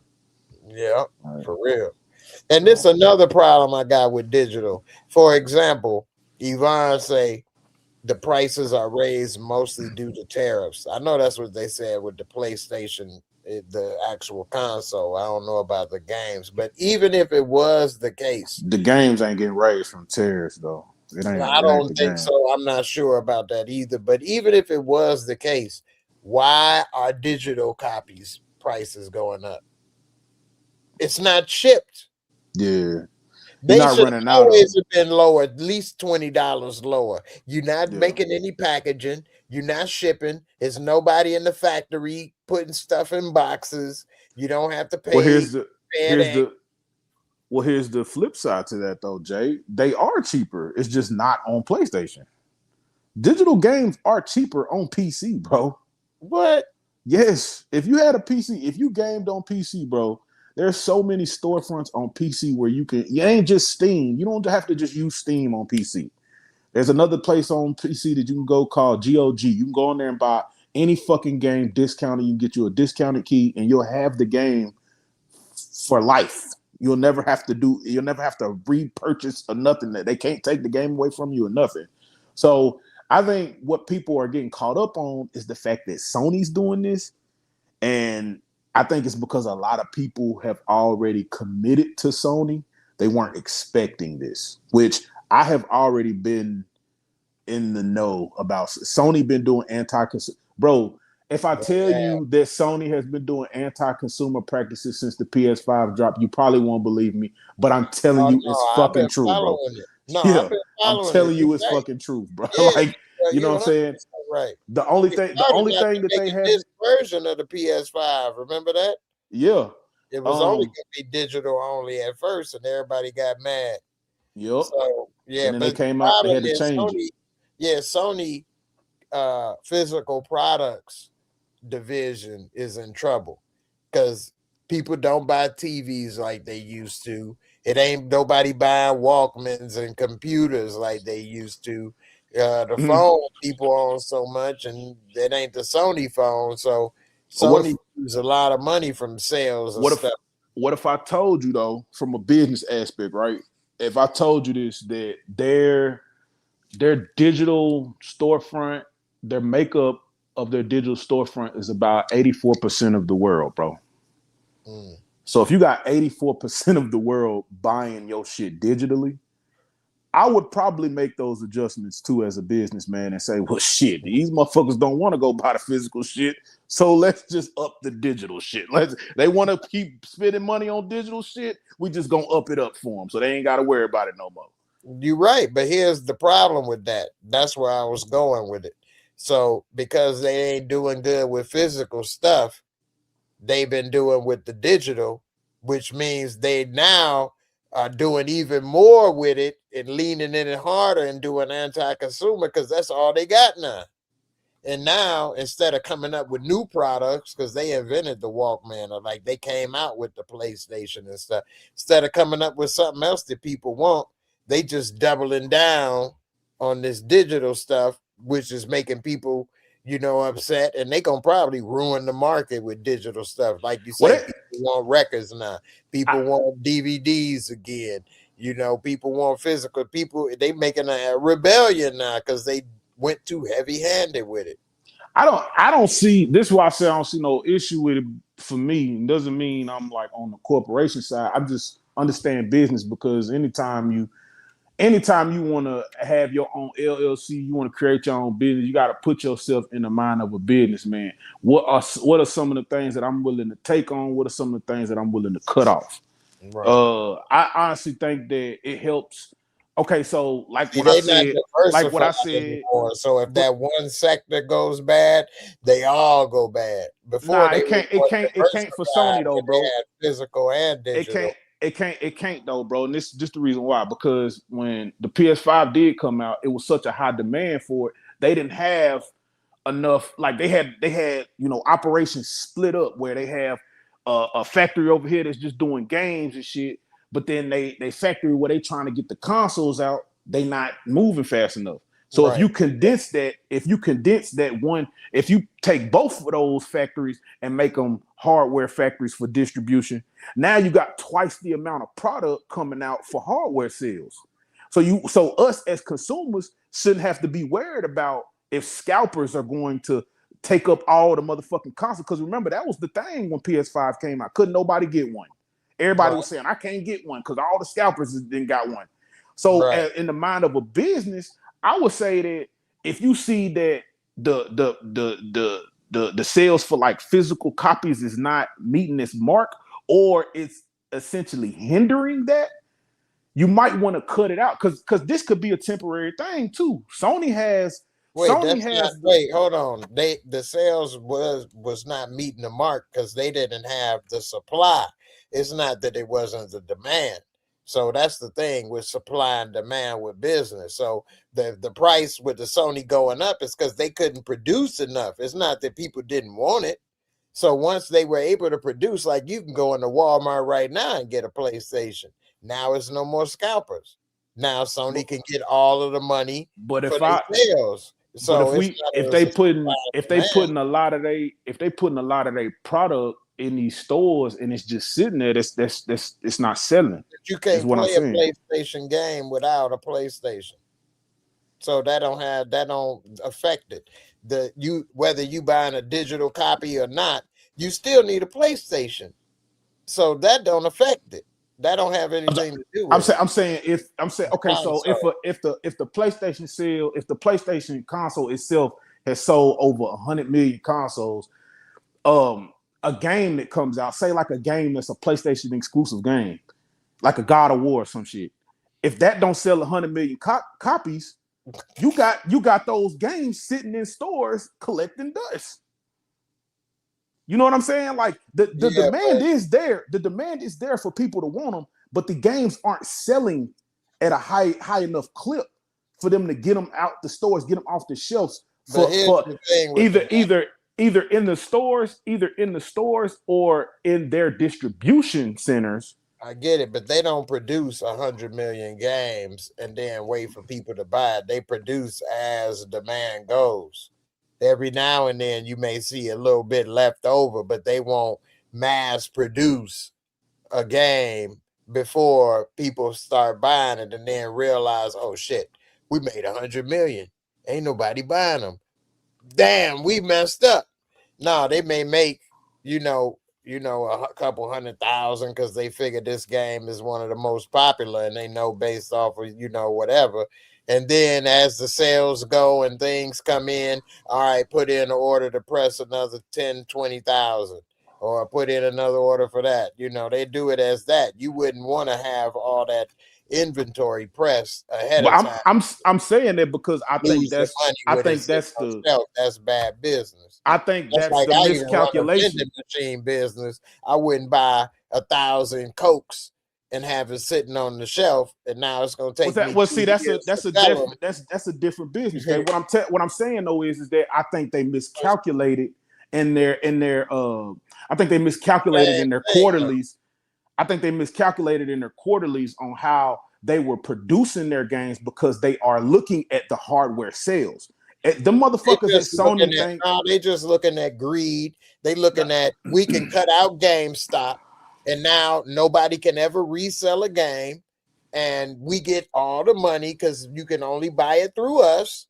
GameStop, a multi-billion-dollar company based off of reselling our shit. We can cut them out and take all their money and put them exactly. And so what is that doing? Greed, that's making them lose money, man. Bro. That's making them lose money, is what I'm saying. That's corporate greed. They're losing money when they do that, though, Jay. You gotta listen to what I'm saying, bro. They are losing money if they're putting their product in these stores and they're not selling. What are they doing? They're not making money like that. That's a market that wasn't being serviced. People used to sell and trade hand to hand with each other. And then somebody came up with an idea to make a store, make a business, and it grew to be GameStop, whether it was EB Games or whatever the case, Funko Land, all of that. And so now they see it as, because we don't make any more products and we don't do this, well, we can cannibalize this market and take it. That's just like the same thought with Madden. This company come out and they competitive. Well, instead of us getting better at doing this, we'll just sign an exclusive contract. Not that we better or we did this. We'll just make sure and cannibalize this market. And I think that's what's happening is greed. Just like Madden got bought out by Saudi Arabia. Now it's so much stuff to pay and do this and that. Things change. It's just a lot of corporate greed because they look at this as a money grab, you know. And if we can lock in people, now you can't trade. Now you can't go and get a game for $20 on sale. Now you can't go trade in 3 or 4 games that you don't play no more and get a new game. You can't do that no more. You got to give us full price every time. We ain't giving you no deal. You know what I'm saying? I think it'll become greed when, like, cause I get like a business also, wait, let condensing me say this a one business. last part of why it's greed. Because Sony don't make every game. Like Rockstar, of course, you know, makes Grand Theft Auto. But when Rockstar sends their games out to whatever GameStop, that's their money. And you play it on the PlayStation. But just like on the iPhone, everything, every app that you pay for on the iPhone, Apple get 30%. Well, now Sony get a percentage off of every game, that even if they developed it or not, because you got to buy it digitally from us. So now we ripping off the developers, we ripping off the customers, and you ain't got a choice. That's why people complaining. You getting a piece off of everything. Why don't you get more creative, or why don't you expand or do other things instead because of just that's not what they in the business for, bro. Like, that's how they got to where they are. everybody get that. They This is why got to where this conversation is a good conversation. But I think when people put too much passion behind it, it be sounding crazy because it's like, brother, it's a business, bro. A business is here to make money, bro. They not here to coddle you. They not here to hold your hand. You either gonna buy it or you not. So when that's you why see a lot that of shit, people stop buying that stuff. but I don't buy games no more like that. oh yeah, I mean, shit, I'm not getting a PS6. You know what I'm Hell saying? And no, me not neither. just for this reason, but I No, seen the direction Sony was going, and I said, man, that's not going to be for me when no, they do drop it. It's not going to be for me. So, no. Plus, it but ain't a big enough difference between the 4 and the 5. It ain't that much difference they make it now. not even that, Jay, and not even that, Jay. It's how many people still play the 4 right now. I know, right? You know what I'm saying? Like, if you still gonna keep your last generation operating, and then you gonna put all the games that we got on the 5 on the 4, bro, I'm good, bro. Y'all can keep that 6, bro. Ain't no point in me having it. But I think what people get lost and get caught up on is that there isn't gaming is a hobby, bro. It's not a luxury. It's not something that you have to do. You know what I'm saying? And I think that people have seemed to get their feelings and emotions caught up with the idea that a businessman is supposed to make you feel like you enjoy doing this, and it's like, nah, bro. Well, it's some people. Business do have responsibility. If their responsibility is to make money, that's it. But that's their bottom line. So what if it was cheaper? What if it was making them more money if they use cheap plastic that when you put it in your house, you get cancer? But their bottom line wasn't. Bro, they already did that with the 5, bro. They already did that with the 5, bro. The 5 is cheap, bro. Listen, the PS5 when they dropped it, bro, they did all of this shit, bro. Sony probably a fucking Ponzi scheme at this point. But when they dropped the PS5, bro, they knew what they was doing. They knew that you could take off the side panels. They said, well, we're going to sell them all this shit where you could take off the side panels. You could do all this shit yourself, but we're not going to sell you the cleaning equipment. And the cleaning equipment is simple shit. The cleaning equipment is like, you can go buy you a little brush, a little scrub brush. You can get the screw to open up all the panels and shit on the inside so you can get inside the fan and do that shit. Sony didn't do that on purpose, bro, because they wanted you to use their warranty agreement. They wanted you to use that. So when you send it back, they was just gonna send you a new one anyways. You know how many homeboys that I knew got the warranty, and when they sent their shit back because it was dusty, that Sony just sent them a whole new fucking console back, bro. That is them. Memory. That is them telling you that, nigga, we gave you this shit with we gave you a cheap ass piece of plastic. You gonna clean it yourself. You gonna do everything your motherfucking self if you want to keep it clean. Because if you send it to us, we just gonna send you back a whole new one. We don't care about the shit. Well, I don't know. Because all them damn consoles do. The Xbox 360, you know how many of those I had to send back? A bunch of them. I cleaned them. I cleaned Xbox 360. Bro, I've been in gaming for so fucking long. I used to clean Xboxes. I used to open and manage and do all of the little liquid metal for PS3s, bro. I did the liquid metal on my PS5 a couple times. I didn't open my PS5 so many times I could do it with my eyes closed, bro. Like I know how these products are functioning and shit. I know how to get inside of them. But like the way I don't that open up the stuff no more, but you know, I'm one of the first generation gaming. You know what I'm saying? When I was 5 years old, I had the ColecoVision and the Atari, and then got the first Nintendo and Super Nintendo and Sega Genesis and all that ever since. All the way up to the PS5. But like I stopped opening up stuff a long time ago because I ain't buying it, and if I don't mess it up, I ain't. Yeah. But you know, I feel you, man, and it's just, you know, the evolution. It was the business. Here's the thing. I look at business as, yeah, you make money by doing a good job, whatever it may be. Whether if you a lawn care, you gonna make money because you do a good job cutting it up right, doing whatever. You know what I'm saying? You ain't gotta get over. You know, you sell the most candy because it's good and it's taste. You don't have to put, you know, an addictive chemical and trick the mug into, you know, liking it or something. But you made the most money.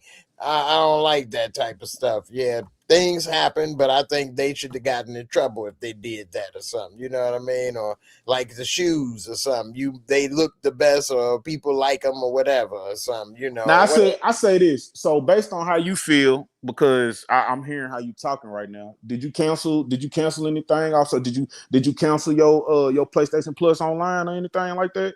Did you do that? I got the PlayStation Plus, but I don't have the game thing. I'm saying, like, so can you play your games online? Yeah, no, I didn't cancel it. You didn't cancel it? Okay, then. So I mean, I wouldn't even be talking like that, bro, because all the niggas, this is what I've been hearing from everybody, bro. I kill them with that one question right there. Because I don't even understand why people be upset about that shit. I'd be like, bro, if you ain't gonna cancel PlayStation no online no more, I don't know why would you support it if you ain't like what they doing now. You can't even play the games without an online subscription. Exactly. No so that means you probably exactly just give up playing games. Because if they greedy, give up a hobby I've had all my life. Exactly. Because if they greedy now, they've been greedy. They've been greedy. This they is what greedy. You should say. They greedy. They greedy. They was greedy when the 5 came out. They greedy now. If you would have said, were the last games you bought digital or hard copy, then that's different. And I would have been like, well, they was digital. The only reason why I don't say that about Sony, though, is because Sony only makes like real good single player games. They don't make multiplayer games like that. So the games that you probably play, Jay, are like multi-plat games. They're not made by Sony. A lot of people who are upset about this. I like Red Dead. I like I mean, I ain't actually played a lot of new guys. I did like that new Fight Night though. I got that with my PlayStation Plus. Undisputed. No, actually, yeah, Undisputed. Actually, they gave it for free like 2 months after I paid for it. I was mad as hell. Yeah, they was giving that bitch away for free. Yeah, I seen that. Man, I had just paid like $60 for that damn game. A lot of people are doing that too, man. A lot of people, they canceling their shit, they selling their PlayStation. A lot of people going to the extreme, but I mean, it's only just due to like one company. And when Xbox went and did they dumbass shit, a lot of people did the same thing. They went up on the Game Pass prices. They went up on the hardware. A lot of people went and did the same thing, bro. They said, hell no, I'm not going to support this shit. Fuck that. Well, it's down to basically the same problem that we got in politics. Is when it's down to two parties, it's always a problem. And now it's only PlayStation and Xbox. And Xbox damn near falling apart. Which means I would argue and say no competition to make things better. That's what happened. It's competition, bro. But like I would argue and say if you just on Xbox and PlayStation, you probably shouldn't be gaming, bro. I'm just being real, bro. I'm just being real, bro. I'm a console person. Before PC was out, gaming as big, it used to cost a lot of more money. You know what I'm saying? I've been gaming since 1982. All right, so like that's how long I've been on the game. So like consoles is the real gamers. people on PC and shit, that ain't a real gamer. That's some now today. Oh no, It's you a ain't lot finna. better and easier. You Before ain't gonna you didn't argue with even me have on that, bro. controllers. I mean, You ain't I've gonna. seen it. It's better now. It's the same experience, if not better. But the games are made on But the PC though, Jay. evolution paths are different. I get it. I get it. I've been through this. I get it with the computer gamers versus cons. I get it. Y'all can mod. You can do this. I get it. Nah, I'm not even talking about that because I don't game on a PC. I game on my PlayStation. Yeah, But I'm talking about how games are real developed. gamers. The games are developed on a PC. Oh yeah, but they They're also made have on a a PC. console that they have to use it and So develop and test. no, they're ported, which Yeah, means they're exactly. formatted. They're formatted to play Right. on a console, which Right. means you're going to get the best performance. You're going to get the best graphics when you play that bitch on PC. Yeah, but that's like saying I made my app on my PC, but it's on your phone. Like you got to make damn near everything on the PC. So that Yeah, ain't but in order to make it, the PC has more processing power. You can expand it. You can do a lot more with a PC. You can have more memory. You can put more into a PC. You know, it's just more graphics. It's just different. A console that's the is already foundation of structured. gaming. That's the foundation of gaming. Well, it's not the foundation. The foundation. PC is not a PC that creates the People game. didn't have personal computers in the 80s. It cost too much. So that's why They were still doing it though, Jay. They wasn't like that. I'm telling you, I was there. I lived it. That's why they had consoles. It was cheaper. A PC, bro, consoles weren't the main. A personal computer was very expensive. So majority of people didn't have one, and if they did, they didn't really game on it. Some people did, a computer geek, but for the most part, it was too difficult and too expensive.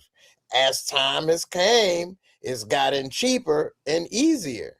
You didn't even have a controller with a PC back in the day. You had to use a mouse and a keyboard. OG PC players still do use a mouse and a keyboard. But the reason why is they didn't even have controllers. It wasn't even a plug to put a controller in. That's not a good argument though, brother. I'm just saying. I'm talking about how the game. Started. I'm talking about how the game functions. The game functions because somebody on a PC created and coded the game to function for us. Us to play it. PC make almost every. That's like I said, to use an app on your iPhone. Somebody made it on the PC. That's not the. That don't mean. It doesn't mean that doesn't mean the app runs great on the phone though. But if you made Super Mario created it on the PC, gave it life so it can run on the phone though. That's what I'm saying, bro. Super Mario Brothers came out on Nintendo. It ran better on Nintendo than a PC. Nobody was playing Super Mario. You don't know that. You don't know that. I do know. I lived during the time. That don't mean nothing, bro. Everybody can say that, bro. Google. We could Google. If people, everybody can say I lived 20 years ago. That don't mean we can Google. I just said we can Google it. Let's Google. What are we Googling, bro? Like Super Mario? Were people playing Super Mario on the PC? You said what? You said do what? Was people? I just said Super Mario on Nintendo, one of the biggest games in history. It was a console game. It wasn't on PC. I know that, bro. Well, that's what I'm saying. Are you telling me that as if like I don't know that? Because now I feel like you playing on my intelligence, bro. What's going on, bro? Now you tweaking. Slow your roll. No, because you said something that was like kind of questioning me, bro. Like you got to rewind it, slow it down. I said people on the console, they were playing the games more. Nobody was playing it on the PC. That is correct. Expensive. PC that is correct. But you what I'm let me finish. I'm saying no. You good, bro. What I'm saying is that PC is the foundation for how games are created. That's all I'm saying.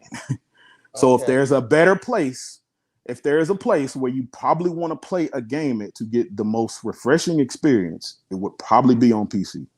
That's today, but not always. It would start just like I would agree with that. I would agree with that, but I'm still inclined to say that if the game was made on a PC, then I mean that would be the better way to play. Super Mario was probably developed on a PC, but it was played better on a Nintendo. People played it on a Nintendo. That's I mean, what it I'm was shipped. It saying. was shipped out to be played on a Nintendo. I think if it would have came out on PC, I don't think we would have noticed the difference. To be honest, Because it was made to play on a Nintendo, so it would play better on there. It's got the A/B buttons. It's got the stuff. It would be more difficult trying to that's do it personal with the mouse preference. and the direct. Yeah, that's personal preference. I guess. Anyway, most stuff is made with a PC these days, so that doesn't mean just like most apps are made with a PC, but they probably function better or work better on a phone. You know, some things you may use to develop or create something, but it's created for something and it works better that way. You know, some simpler example, you could have a person write a song. It could be a man, he writing it for a woman, but it's better when she do it. He wrote it for her, so it play better when they use it than versus, person, even though he the one that developed it, you know. Or maybe that analogy don't work as well. Who knows? But anyway. No, I get what you're saying, but I just think Yeah. what your argument is preference. I think you're arguing preference versus like what I'm saying is like just the foundation of something. I feel like if something was created, if you create something on a PC, you creating it with the intention for it to work a certain type of way. Now, when you finish that creation on the PC, you want to ship it to the masses. You want to get it to more people. So, I mean, it's easy to put those games like Mario Brothers and stuff like that on like you talking about games with like 8-bit games, bro. It's just Like easy. those It's games are done. easier. They It's easier to done on format. a console, and you just stick it in and press power and start playing. Yeah, you're saying preference. That's what I said. You breaking down preferences. Well, I'm But saying easier. You were saying that's a easier. preference. That's a preference because it's the Well, if you convenience. push it in there and press one button, That's easy. convenience. That's convenience. Yes. Yeah, back in the day, PCs you had to put in prompts and backspace and MS-DOS and all that and fly. You couldn't just put it in and press play and start playing. You can't do that now on PC. So, I mean, ain't nothing changed. Well, there you go. It's still the same thing. So like it's still easy. that's not making your point. I'm just telling you that it's still the same way. Ain't nothing changed. It's still the same thing, bro.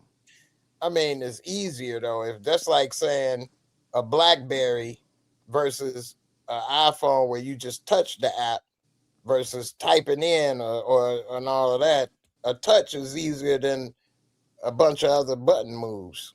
It's quicker. It's fewer motions.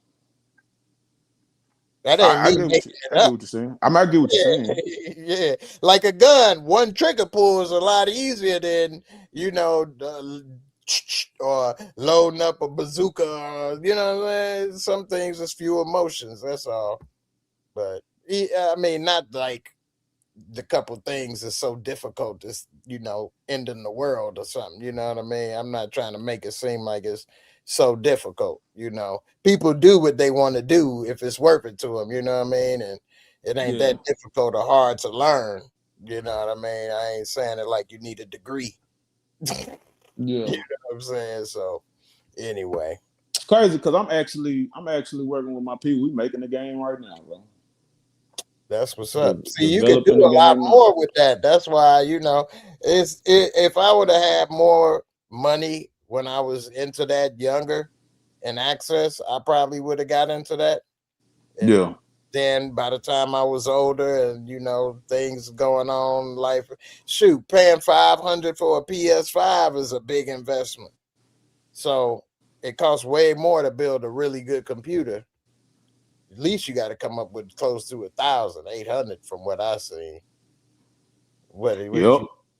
Yeah, see. About it give or take. Yep. I'll be getting cheap on that. Yeah, I got one that I wanna get, man. I'm about 1,600 though. Mm-hmm.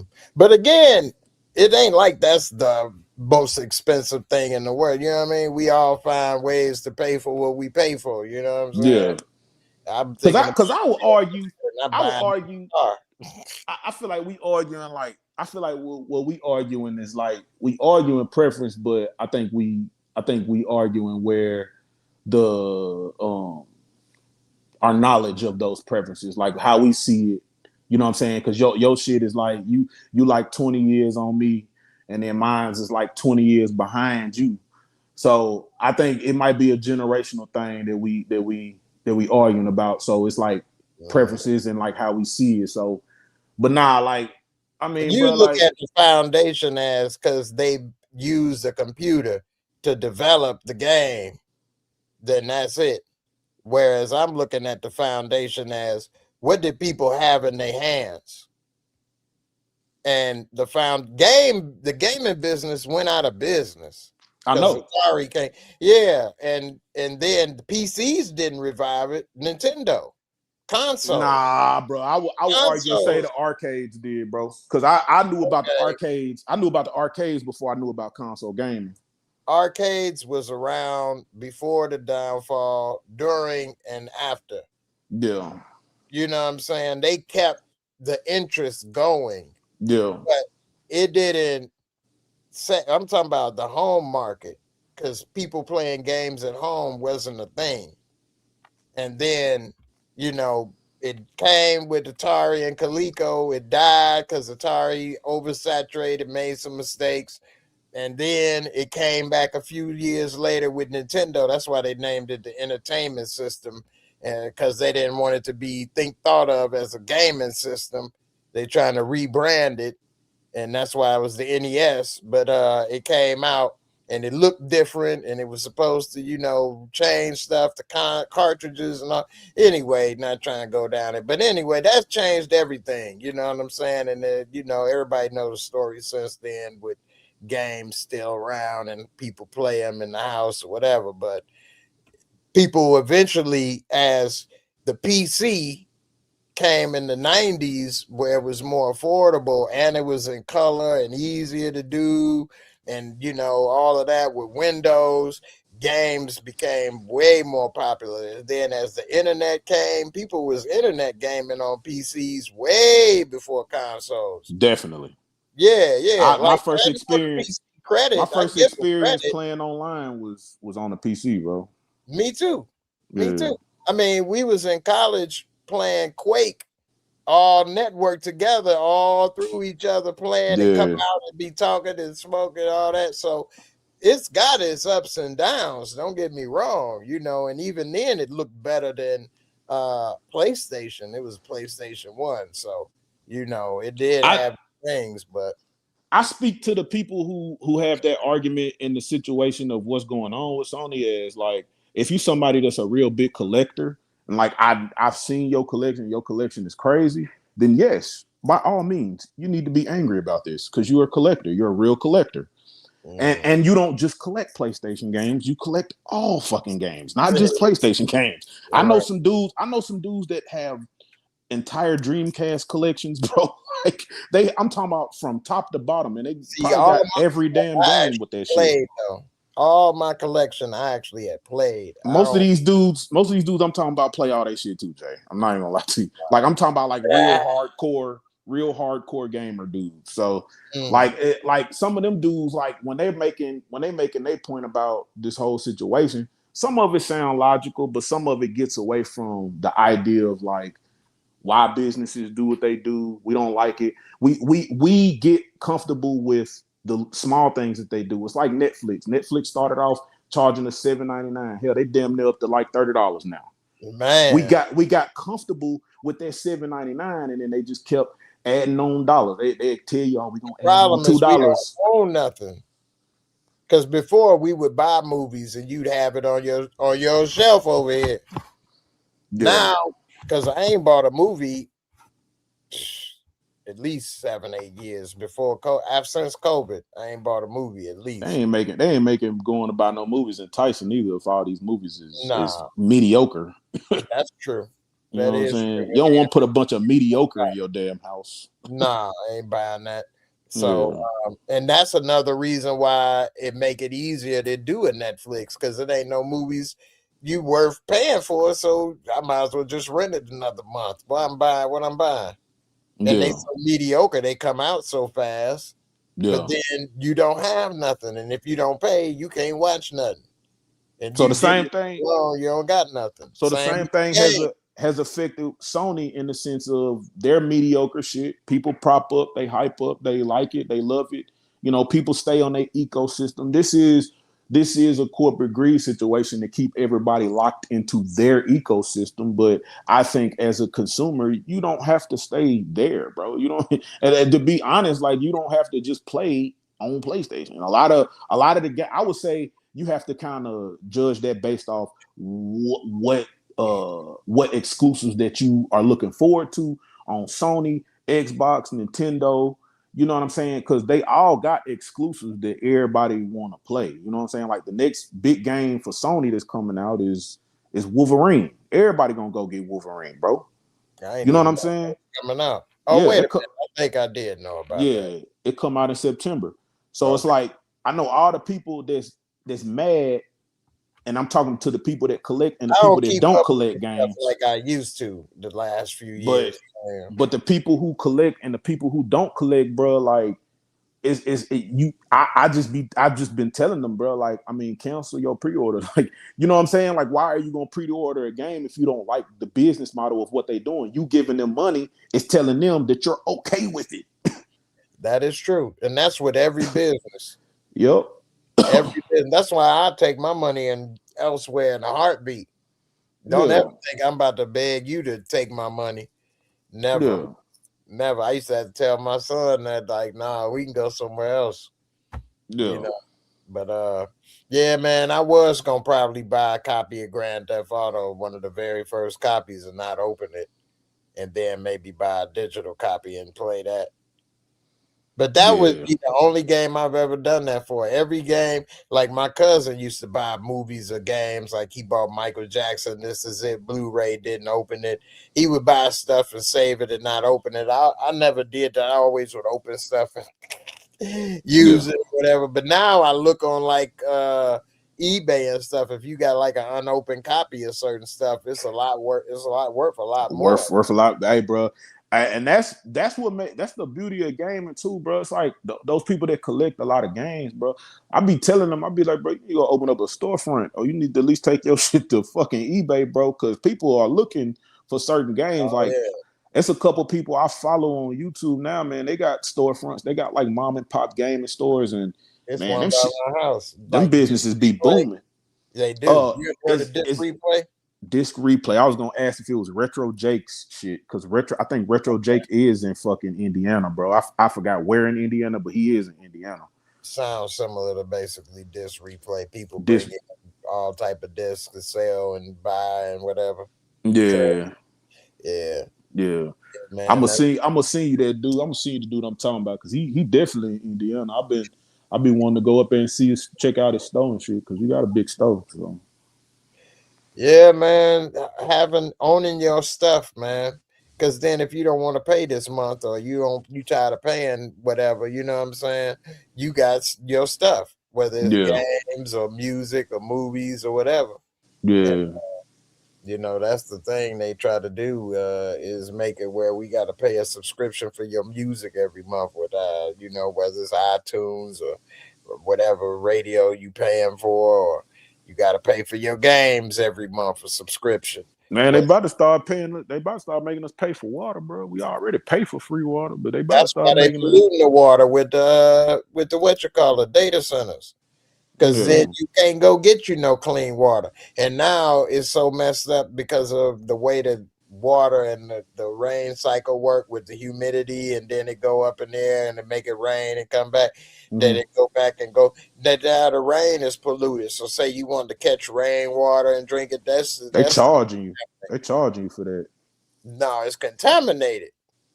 They saying now in some place, I forgot where it's at, but it's a place that you cannot collect rainwater, bro. I forgot what place. I figured out here in a second, but it's a place in the United States that if you collect rainwater, bro, they will give you I think it's like a citation or something. I think it's like a misdemeanor or something, bro.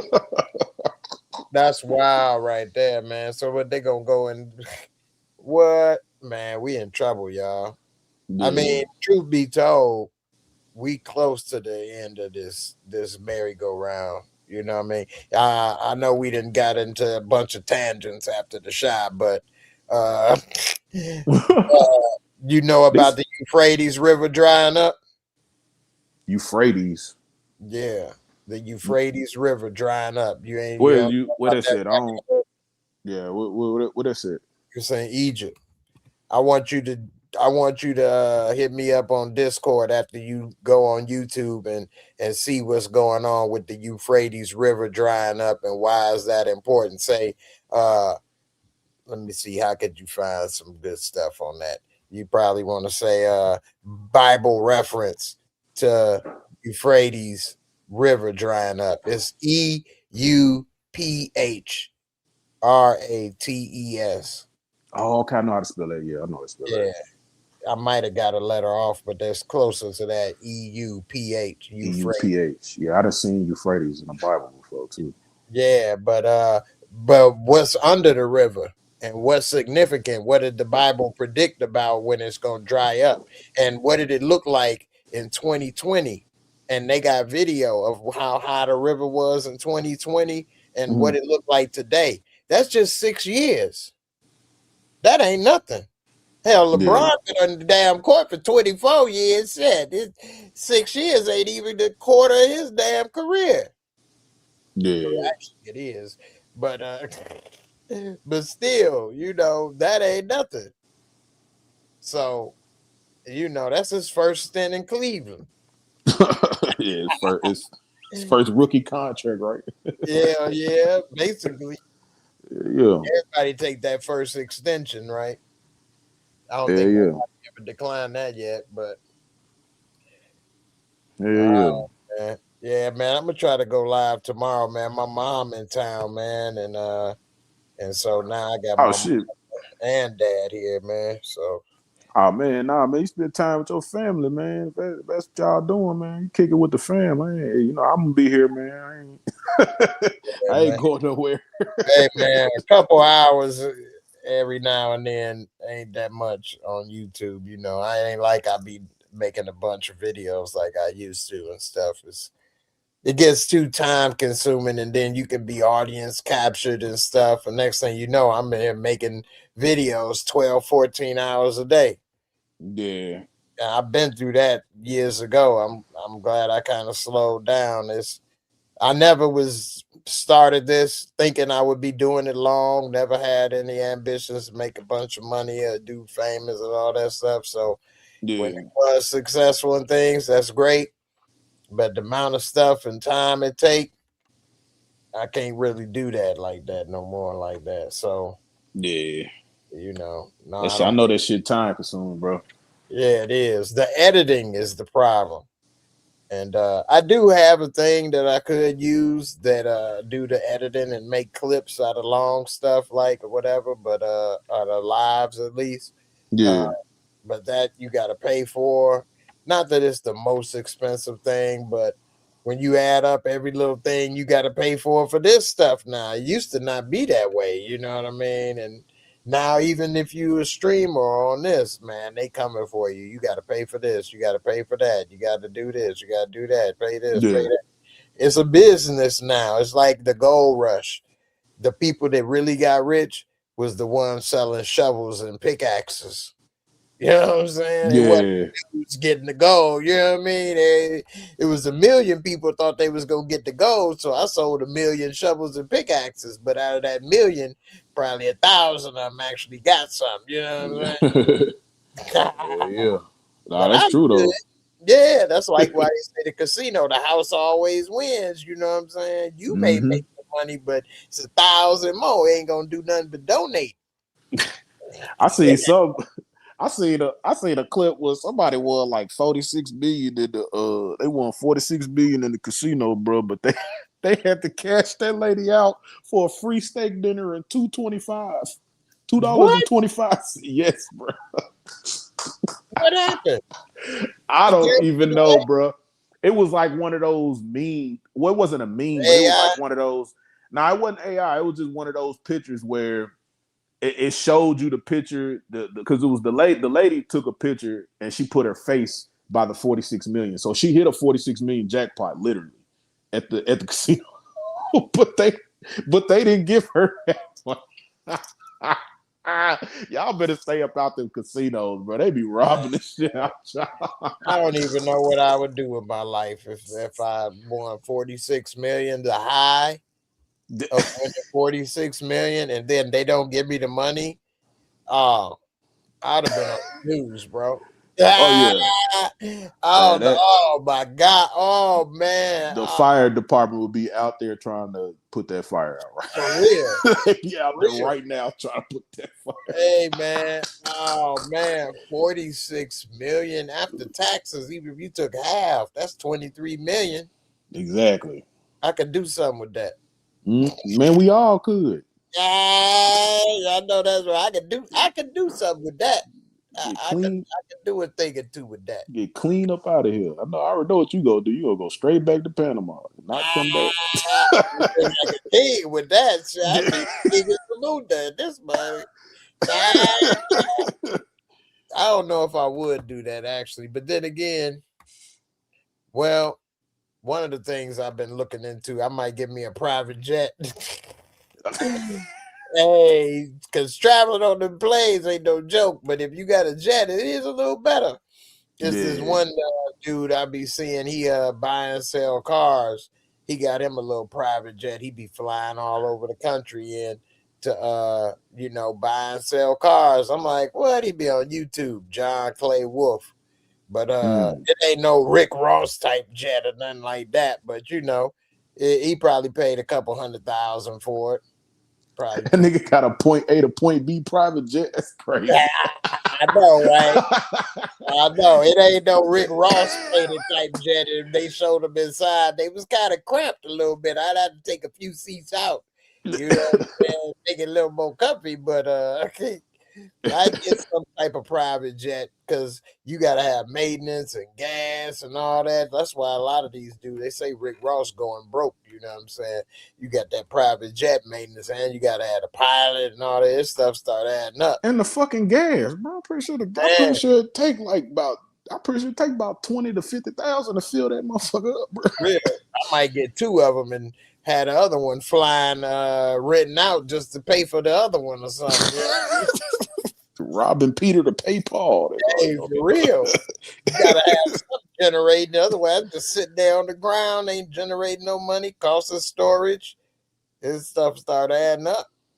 That's what I would be. That's what I would kind of be nervous about if I had one. Like, man, where am I gonna store this motherfucker at? I don't trust nobody.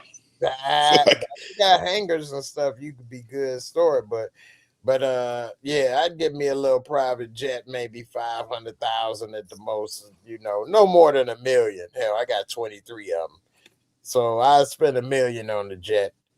They price range at that. What? If you get the G5, you get the G5 or a G6 private jet. Oh, you looking at about 23 million. That'll take the whole pie. You can get up to 40 million on a private jet, 100 million, depending on what you do inside and how you customize it. You can have a bed in the back and the shower. You could fit 8 to 12 people, luxury leather recliners. You can have a staff with what they call them, flight attendants. Flight attendants. Giving you a happy ending on the way down. Oh God! Shit, it can get up there. But nah, yeah, it can get up there. You can customize them boys, let alone start putting wraps and custom paint and this and that and tuning the engines and things. It get up there. Yeah. Yeah, it get up there. They got Starlink. You can have Wi-Fi on there. I think putting Starlink on there is like 50 to 100,000 by itself. Yeah, Rick Ross was he was showing that off. His shit off. He was lying. He ain't got Starlink on his shit. Nah, because he said he was getting Starlink. That's why he was flying commercial, hiding. But if you got money like that, you can rent a private jet. Any of us can go and rent a private flight right now anywhere. It's around $5,000 to $10,000. That's but it. If you Rick Ross, what's that? Yeah, that ain't shit. Right. Gonna But say you can sit if there I'm and up take a 23 Delta. million, if I'm up 23 million, I might take that expensive ass Air Uber. Yeah, that's a business expense. Yeah. That ain't nothing. 5 stacks, 10 stacks, you the boss. Yeah. And instead you getting a $300 ticket, a $500 ticket, like Hell no. exactly. So that's why people think he's lying. Because like, okay, yeah, they say it take a couple weeks to install the Starlink, but why you flying commercial and you hiding with the hood on? Like you ain't had none of your jewelry, nothing. You was high. Why you ain't just book a private plane? None of your friends, you couldn't ride with none of them. Shit, he probably broke, bro. Going broke. You never Well, know. that's the thing. It's easy to buy stuff, but the maintenance is the hard part. It's easy to buy that Holyfield house when he got that deal for $5 million, but you gotta Yeah. upkeep it, and it's running a $500,000 to $1 million a year. That's Holyfield. I thought that was Tyson old house. Nah, that's Holyfield. Tyson house 50 Cent had, and that Oh, was okay. in New York, in the not in the Hampton, in Jersey or somewhere like that. But it was huge too. That was a hell of a house. But, Yeah. that's why he do that car show and stuff like that, so he can kind of generate some type of income. Because his Talking about music, Rick Ross. yeah, his music ain't doing it. The lifestyle that he lived, them wing stops can't do it unless he sold them all. And once you sell them all, now that was a one pop. You can't Yeah. generate no more. So his lifestyle is way above the amount that he has, that he's generating, and He then he don't have living none of above his means. way above his means. He don't Yeah. have the artists he used to have, and they ain't generating stuff. And he old. That's the problem with old rappers and rap. Period. It ain't like rock and roll. People move to the newest, youngest, and rap. And as you get Mm-hmm. older, and you ain't getting them many spins no more, Mm-hmm. royalties die down. Them opportunities. He was doing a buy one get one free for his last concert. Ain't nobody trying to. Oh. I don't understand why. I get that he made his name, big off rapping and shit, but why you don't see a lot of the older rappers go into more of a production kind of thing, like to kind of set up for the next up and coming artist that they might have under their label or something? Because a lot of those older artists, they end up getting their own label and then they bring on other artists. Like And Gucci, sometimes it work out, sometimes it don't. That's the name of the game. But right? they don't never, like, the older rappers don't never go into like a production role. It seemed like guys like They Manny probably need Fresh, somebody to produce theirs. Oh of well, course, Manny Fresh should be doing producing still, because that's all he really was. Jazzy Faye, like all those guys, all those Pharrell, all those guys who produce real good music, they kind of stayed in that pocket and it kept them relevant forever. You know what I'm saying? It almost seemed like it's more money in production in music than it is Oh yeah, being the rapper and shit. Like, that's what I ain't went no to school money. for: recording, engineering, and production. Yeah, Because as the producer, people don't, your name ain't on the beat necessarily. You know what I'm saying? Or yeah, whoever's, you could produce for anybody, singers, black, white, whoever. You can engineer for anybody, so you can always stay busy in music. But if you the face of anything, singing, rapping, anything, hey, people can get tired of you. You know what I'm saying? mm-hmm, You can yep, get paid out. But if you got the production, you kind of the hidden mastermind. You know what I'm saying? yeah, You hidden, yeah. Unless you, nowadays they always say mustard on the beat or something like that. So now they starting to put their name on stuff, or like Kanye, who's rare as a producer rapper, extraordinaire. But for yeah, the most part, they can say in Jazzy Fizzle, kind of say Jazzy Fizzle, all that stuff. mm-hmm, Before, you would just have a beat and they ain't say a damn thing. That ain't your job. mm-hmm. But they kind of made it where they at least say their name, so it was them on the beat these days. But overall, yeah. Yeah, because you got to pay them regardless. Mhm. So I might as well put my own little tagline on this bitch because you got to pay me. Yeah, right. And that's advertising. So if somebody hear that beat, they know who to hit up. Yeah, yup. Straight up. Yeah. Well, all right, fam, man. I'm gonna call it a night, man. We just a good convo though, man. Hell yeah. I keep going all night long, man. If we Shit, me too, hell. I I ain't got up with you so long. Shit, know, right? we gotta do this more, man. I know I people still be want to talk about the NBA too. But I yeah. started back, man, because the Knicks won and they got lucky, really. But it's all good. They're a good team. I used to play with them on 2K for the last 3 years, so ever since they got Towns, I knew they was pretty good. Yeah. Julius Yeah. Randle, he getting tossed around. Last thing before we go, what you think about LaMelo and Ant?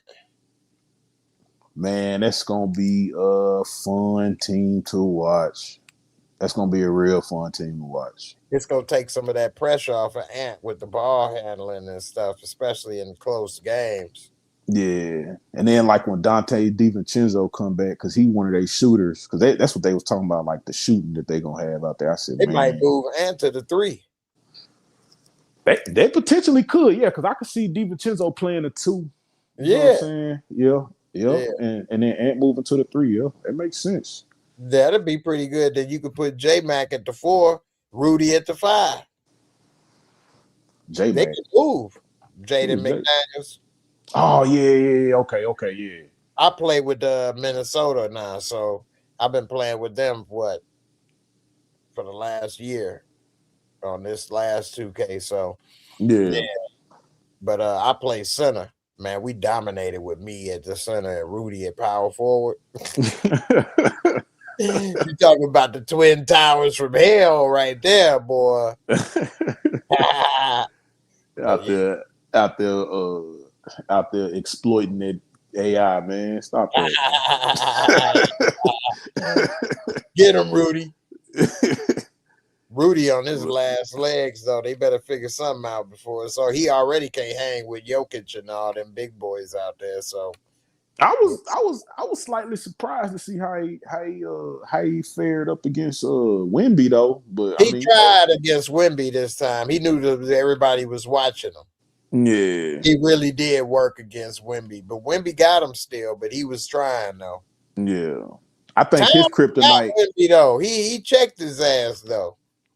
Towns is very physical. He's more physical than people would like to give him credit for, but he definitely is a good center for, like, you know what I'm saying? Like, just somebody who stretches the flow. But if he needs to, like, Towns' defense is what sets him apart to be a 7-footer and to be able to play on the perimeter and in the post like he needs to, man. Yeah, man, he's a good ass center, bro. When Minnesota traded him, I couldn't believe it because they was at the conference final. They was almost there. Yeah. And it's crazy what they said, too. They said they didn't want to pay that. Man, bro, all these teams are doing that.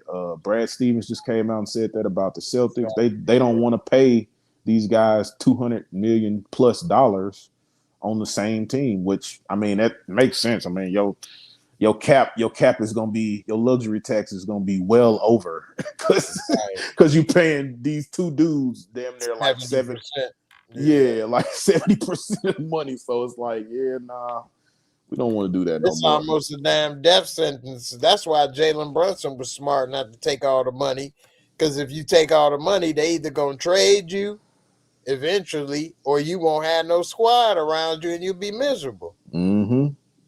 You know, and he got his teammates from college, said they won in college, won A. That's smart. I'm surprised more teams don't try to do that type of stuff. Put the people who played in college together. Yeah. I would like to see that more. Yeah, but we couldn't have got Al Horford though. But if we'd had Noah Horford and Brewer. Corey Brewer. Yeah. Was it Corey Brewer? Yeah, Corey. We might have did something, but it ain't that easy, I guess. They got lucky with getting all three of them. It's the same. So I think a lot of the owners and shit, bro, they be trying to get away from the parity in the league too, because as much as we look at it and say, like, you know, Bron got all these super teams, the Celtics was a super team and all that shit, it'll be people looking at these teams who won national championships as super teams, and it's like, No, these players ain't making the same amount of money as those 3 all-stars are on that one team over there. So, right. And they, even though they move and do things, they still ain't doing like the NBA and stuff. No. yeah. Although I think college is getting good again when they starting to keep people and they can pay them, and they ain't in a hurry to leave right away and before they got good enough to have staying power. So we'll see. And them young guys in college, man, seem like they more invested in wanting to play, for the college or whatever. You know what I'm saying? Right. Whereas, like when I came up watching a lot of the guys who were, I'm talking about dogs in high school, and we knew they was gonna be dogs when they went to college. Some of them niggas didn't even play. I know. You know what I'm saying? Like, them No. niggas were got like Kyrie Irving with the Duke. He didn't even play. Well, he was injured. Man, Kyrie, he still could have went. He still could play a season in Duke. He didn't even do that, went bro. 1 year, but he got injured. I think he played like 8 games or something. Yeah, it was a very short stint, bro. Yeah, but that was due to injury. But no, I thought you was talking about, like, I know people from my high school that I thought was going to the NBA and then they didn't play, and I'd be hell nah. I'm talking about a lot of the dogs that we see because we've had access to see a lot of those real good players from high school. We got that shit. We got it now, of course, but we had it way back then too. Yeah, like we can see what they gonna do in high school. We're seeing what they're doing in high school, and that might translate into NCAA. It might. You feel me? Because NCAA is system basketball. It's not full court basketball. It's most of those coaches are running half court sets, bro. That's true. You know what I'm saying? If they are getting out on a break, bro, it's like transition, bro. It's defense to offense. That's normally how it works. So that's why they always say certain players will be better with the freedom of the NBA versus that college system crap. You know what I mean? yeah. That's why Flag surprisingly was pretty good with his movement versus in Dookie was good also though, but yeah. I never been a big college watcher though. I watched the top prospects as it's getting down to it, but yeah, that should be boring sometimes, bro. Because they be playing so goddamn fundamental. Sometimes it just be boring, bro. It's like you ain't gonna see nobody unless that player is a dog and he got the green light. He got the green light because he been doing it all season. You ain't gonna see that in college, bro. Them motherfuckers is gonna make 10 passes before they actually get a shot. Yeah, it's still playing 1950s a lot of words. Like, yeah, man. Passing it around the top of the perimeter or whatever. Yeah. Yeah. Well, all right, Sure. man. Yeah, man. It was good talking to you, man. Everybody in the comments. I appreciate y'all for coming through, and definitely gonna try to do this again before Sunday, so which means Saturday tomorrow. So yeah. Well, do you still do the Sundays, or you not really doing Sundays no more? Yeah, I do. I was doing Game of Thrones, but I missed because I had to go to Chicago to get my mom when she came last week, and then the other week, I think I missed 2 weeks. I think I was worn out. Yeah. Try to get a couple hours overslept, but I was lucky I was able to do it today and pop up. You like a House of Dragon? Yeah, they got action. This one, it's coming through, ain't it? All right, bro. I ain't been watching it. I ain't watched no Game of Thrones, no nothing, bro. I ain't even hip to it. I just see it. I see his own, so I'm like, I know people watching it and shit. Yeah, it's good. This one's pretty good. Yeah. I'm gonna go ahead and review it this Sunday. So I need to do yeah. From is over with. I missed the last 2 episodes of From. So yeah, I seen you doing Euphoria. I seen you doing House of Dragon. That was good. Yeah. I'm still hanging in there. Yeah, man. We just gotta get you a damn editor, bro, so you can put some more content. Man, you ain't lying. You ain't lying. That's why I'm trying to do these other things. Hopefully, make some money and be able to hire somebody to. This stuff turned into a whole new business as well. You need money now to do this. They got so many people on YouTube with budgets from Gilbert Arenas to everybody. They got money on the invested. Yeah, Drewski got real TV show, man. I know. Could have been love. Yeah, all them could have been. That's real TV show money behind that. That Castanet got real money with that Streamer U thing too. They really throwing money at him for that. So They are. They really are. So yeah, man, you need a little budget on this stuff nowadays. So yeah, let's see what I can do. But yeah, man. I appreciate y'all for coming through, pulling up, man. And, for sure, bro. I'm glad you let me up, bro. Oh yeah, anytime, man. And everybody in the comments, I appreciate y'all for coming through and sticking with us to the end. And I hope everybody have a good weekend. And I'm up out of here, man. Stay blessed, bro. Yes, sir. You too, bro. Peace. Yeah, peace, man.